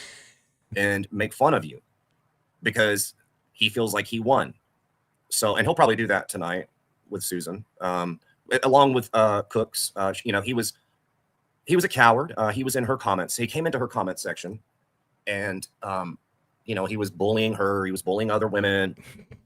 They weren't being bullied. Yeah, so bullied that Cooks called in to the show. See how he lies, guys. This is all they do. They just lie to their audience members. Clearly if Cooks was crying or felt bullied at all, why would she call into the bully and laugh together about how racist Mimi and Susan Ryan are? He was trying to get me to come on panel. He's wanting to talk to me, but everybody got that. Like, people were showing their faces, they were showing their faces, and all these brave women, that were standing up to him. The brave women. They were pushed to show their faces because they got caught in their cam slips, and I don't know why they did that, because now we understand that Boston looks like Anthony Cumia, guys. Remember Anthony Cumia? Oh man, that is crazy. And that Steph Tone looks like Mrs. Piggy with a nose squished, smashed in. And they were saying, you know what, Morbid, okay, come on up and you show your face, since you have so much to say about women's looks. You like to criticize everything about women. You like to just hurl these lame, repetitive labels that they're neglectful mothers or they're racist. I mean, you just bully women straight up. You do. But people were saying, come up, Morbid, like come on to Cooks' panel and show your face. But he always wants to see my face. I'm not going to show you my face because, I want you to continuously think that the pictures that I've shown and you've shown is actually me. I think that the pictures that they've shown on the internet is me. It's not even me, dude. My old trolls are trolling you at this point. Oh my God. I feel bad for the poor shot that they're throwing around.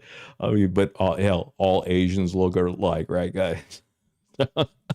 I'm sure no one's gonna find out who that guy actually is. I don't even know who he is. 10 years now.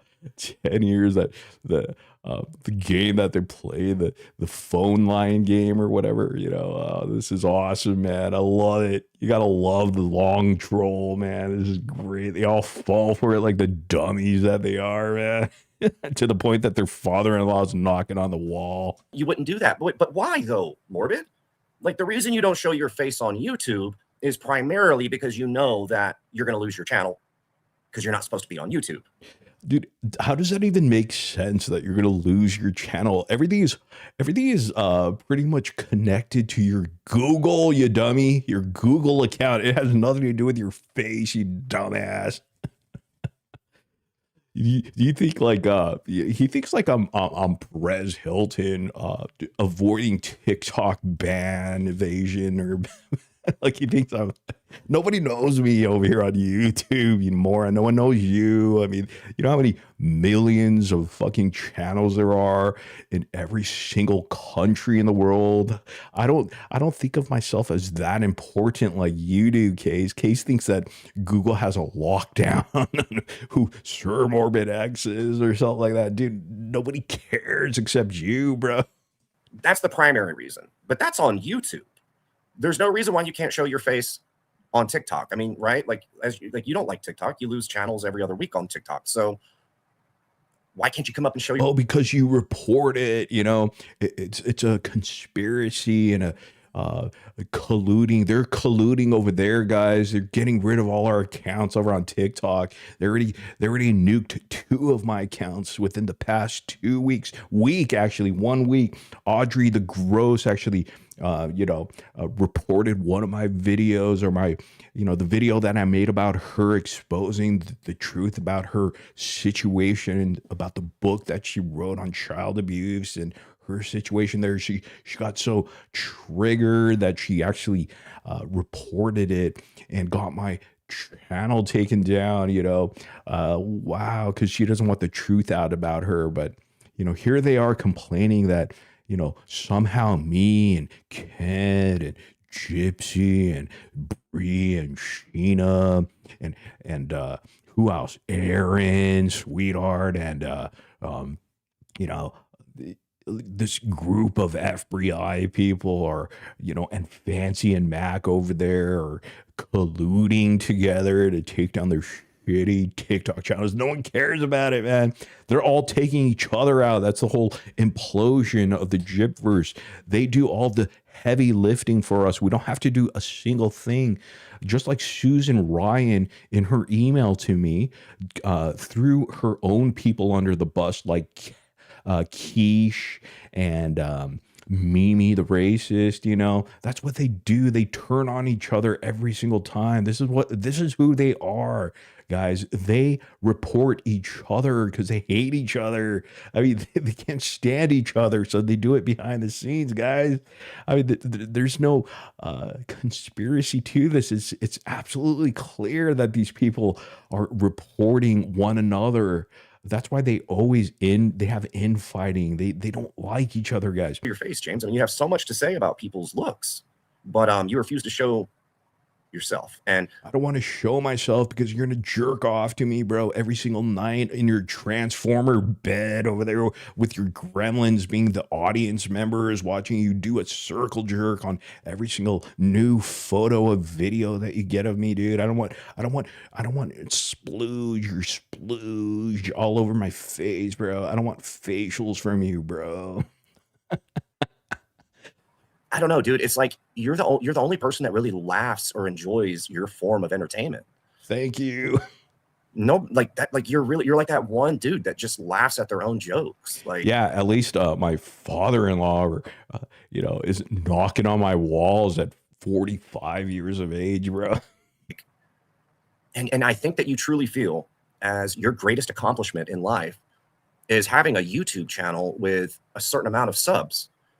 Like, does yeah, that's a sign of success, unlike you, man. YouTube give you a family? Because you don't have a family around you. I have a family around me. You have Kim Fowley's family around you. Don't lie, bro. Don't lie. Take me to court on that, bro. I'll prove that it's Kim Fowley's family, not yours, bro. And your father-in-law is going to actually be a witness, a key witness to my case. Loves me. And it's like you made fun of me taking my son to go see Toy Story 5 yesterday. Is that a trigger for you? You didn't, dude. You didn't take your stepchild, bro.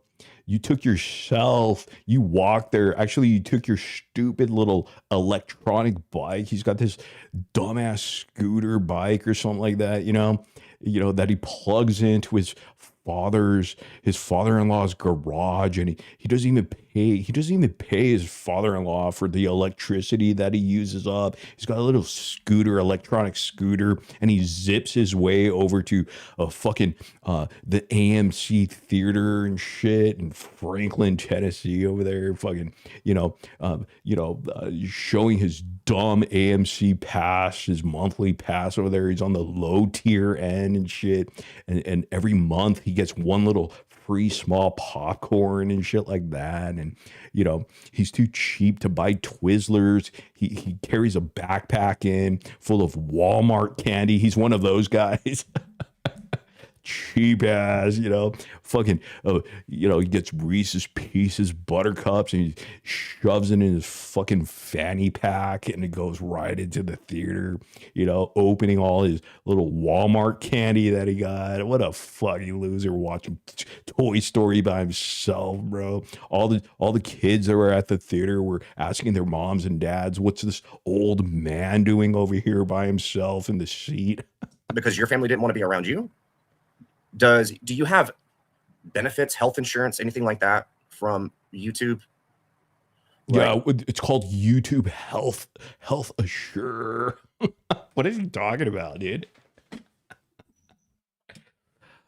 Oh my God. Are you on the YouTube Health plan? Yeah, that sounds great. Sign me up, dumbass. You say that you're you're one big thing, and you find clearly he's never paid for health insurance because there is a monthly premium, so he has no idea that it's available, that you could actually get health insurance as an individual. He should understand this. He's been under Obamacare for so long, he forgot how the system works now. Find a way to mention this on pretty much every stream where you're defending yourself or your character, and you talk about these supposed YouTube plaques that you got, but you ordered those. We've seen the video. Your name wasn't. Yeah, I ordered all of them. Well, where's your evidence on that, bro? Fake screenshots of something, bro. Oh my God. Luna, thanks for being a member for 11 months. Morbid is funny. And Urk Hizzle. Wow, Urk Hizzle is in channel memberships. He's a endoskeleton, guys. He didn't want to feel left out. Now he has Ken, you have access to your own emoji, bro. There's custom emojis, right? I'm gonna need to wrap this up, but this guy keeps going, bro. This guy's been having a meltdown for like an hour over here. Even on it. And then not only that, the channels that you do have on YouTube, it's all fake. Like there's nothing original about you. You don't, I mean, one of the channels that you got all of the subs on, you changed the spelling of the username to mimic that of a very popular channel. And so people... He's talking about my TFATK channel, the Fighter and the Kid podcast, a popular fucking channel. Dude, he clearly doesn't know who Brendan Schaub is. What a fucking moron.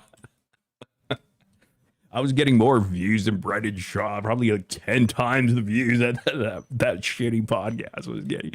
He has no idea what he's talking about, man. What a clown. Have your father-in-law knock on the door again, dude. That's embarrassing, bro. I can't wait to see on Am I an Asshole? The subreddit, you know, clipped up with your father-in-law ruining your YouTube live stream, dude. That's embarrassing, bro. It's time to move. It's time to fucking move out and go get it. Go start cheap first. Let me give him some fatherly advice, since he's never had a real father figure in his life. Hey, check this out, son. Hey, Scotty, son. You know, start slow, buddy. Start slow. You know, you won't be able to afford rent, okay?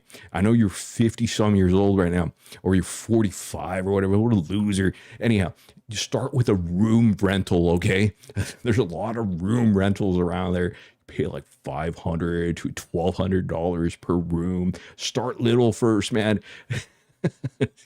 Get a room rental first, and then you move your way up as your stupid income increases, which it probably won't. It'll just continuously decrease.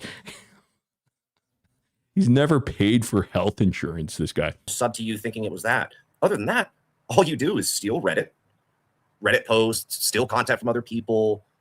You run your mouth. There's really nothing original about you whatsoever. You like to tell people when they call you out on your past, your disgusting past, James. You like to... What's my past? I don't even know what my past is.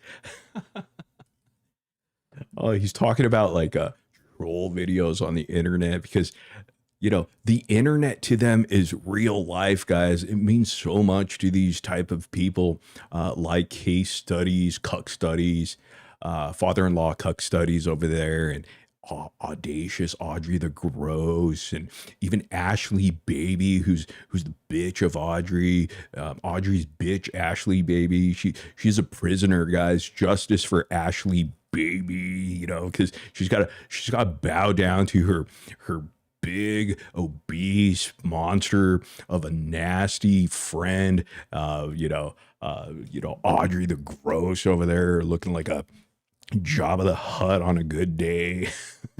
Say, oh, it was those. That's back when I had a Howard Stern type of show. Howard Stern never did the things that you did. Clearly, he hasn't listened to Howard Stern. He hasn't seen anything that he's done. Oh my God! Wow, this guy, too easy to school. Also, no, you've done what you're doing on every channel you've ever had. The digital footprint on you is so deep and so disgusting. I am actually amazed you are even willing to be online. And I think that that's a true... Why? I want to be online. At least my father-in-law doesn't interrupt my live streams knocking on the wall. I could be online. You, I don't know. How is he going to explain that his father-in-law is knocking on his wall, dude? That's the most embarrassing thing I've ever seen in the Gypverse. And I've seen a lot of embarrassing moments over here, man. Fuck, man. But how is he going to explain this? How are you going to explain this, Scotty? Oh, Lord, Scotty. Reflection, honestly, of just how crazy you actually fucking are. Because nobody in their right mind. Storm Eagling, welcome. Channel membership right there. Who has done and said the things that you have done would willfully be online. And more people are going to continue to look into you and show it. and see it. Don't care, man. Show it to everybody. I don't give a shit. Oh my God, this guy. Internet is his life, man. This is so sad. That's why, that's why he's having the issues that he's having at home right now, guys. You can only imagine that his wife is just one step closer to divorcing him, and who could blame him? Tonight, he's got an earful. That's why he's not here right now, because, his father-in-law is really pissed off at him, clearly, and he's lecturing this 45-year-old fucking schmuck of a loser. Oh boy, he's gonna fire up a live stream tomorrow in the bathroom, guys, so he doesn't bother anyone else in the house. And I really do hope that the He's gonna be live streaming from the Starbucks, guys, from a Wi-Fi connection near you in a Starbucks. Oh my God, this guy, man. I bet you he jumps from Dunkin' Donuts Wi-Fi to like fucking McDonald's and shit. Just like, remember Nicholas Godejohn was jerking it in McDonald's? Casestudyz is going to be, in the local news in Franklin, Tennessee, jerking it to frog porn. Froghub.com over there, man, in Mickey D's with his, chicken nuggets, with his fingers dipped in sweet and sour sauce, guys, just for lubricant. 40s. I mean, listen. Well, no, I can't say that. He can't even afford Chick-fil-A, something classy. He's got to go to Burger King and fucking, stupid McDonald's, and shit like that. Oh, he's the type of dude at 50 years of age ordering Happy Meals for the toy, guys. He collects the toy, so he could stick it up right next to his gremlin toys and plushies, guys. Oh my God. He face fucks his gremlins. Oh my God. He positions the gremlin's hands on his little pencil pee-pee, guys, at nighttime, and he makes them stroke him with his In-N-Out ketchup. He's got his In-N-Out ketchup packets. Just he squirts it on his little pencil shaft. And he's got an inverted pee-pee. Oh my God. The doctors, they couldn't perform the circumcision because they couldn't find, the skin, the foreskin. It just looked like the entire thing was a foreskin, guys. Oh Lord, this guy, man. Say that. There's a couple things I could say, but I'm not going to say it. But you and your merry band of misfits, just leave fucking women alone, James. How about that? Why don't you just ease up on the fucking women? I can't leave you alone. He's the biggest woman on my list, guys. Just leave women alone. Oh my God. What a Captain Save-A-Ho over here on his little Mickey D's Wi-Fi. He's connecting with the guest password, guy. He's got the guest password over there. He asked the poor employee over there at Mickey D's, McDonald's over there for the, he's got it all saved in his favorites, the Wi-Fi of Mickey D's and shit like that. So he could, he could do live streaming on YouTube. I think it was a McDonald's manager that was knocking on his wall because he was in the bathroom and they needed the other customers to have access to the bathroom. It was the McDonald's manager that was knocking on the door, trying to get him out of there while he's yelling, ranting and shit in the bathroom, in the ladies' bathroom over there. For a while. I think, I mean, you got people losing channels. I'm sure he's behind it. I'm sure he is. But all right, let's move on. I've said all I want to say about that piece of shit. And There he goes right there. After 4 hours, guys. He lost connection to his McDonald's Wi-Fi connection. You know what? I got to download this because the next time I want to go over him using disabled people like B-Money, guys. You know, they're using B-Money. They're using a disabled guy. So let me see here. Yeah, I'm downloading it. All right. Anyhow, I guess we had our fun. I think we did what we had to do. Let's see here. Boom, boom, boom. All right. Well, this live stream is in the refrigerator. Thank you for joining here, guys. I'm just Peachy, Crystal, DS Good Girl, Diet Pepsi for me, OG Dots in the house. I'm just Peachy. I think I already said that. Jessco's came in here a little late here. Replay crew. Bracy 101, Willow Moon 77, Mac OG, of course. You have your collusion papers in the mail right now for you and Fancy because we're colluding. We're colluding with Russia and Iran, you know. CJB Comedy, good to see you. Have a great rest of your Sunday evening here. VNL and Storm Eagling is in the house, you know. Thanks for the new membership over there. Psychonic Ones in here. Andrea Schrader and, of course, Kizzle over here. Good night, y'all, he says.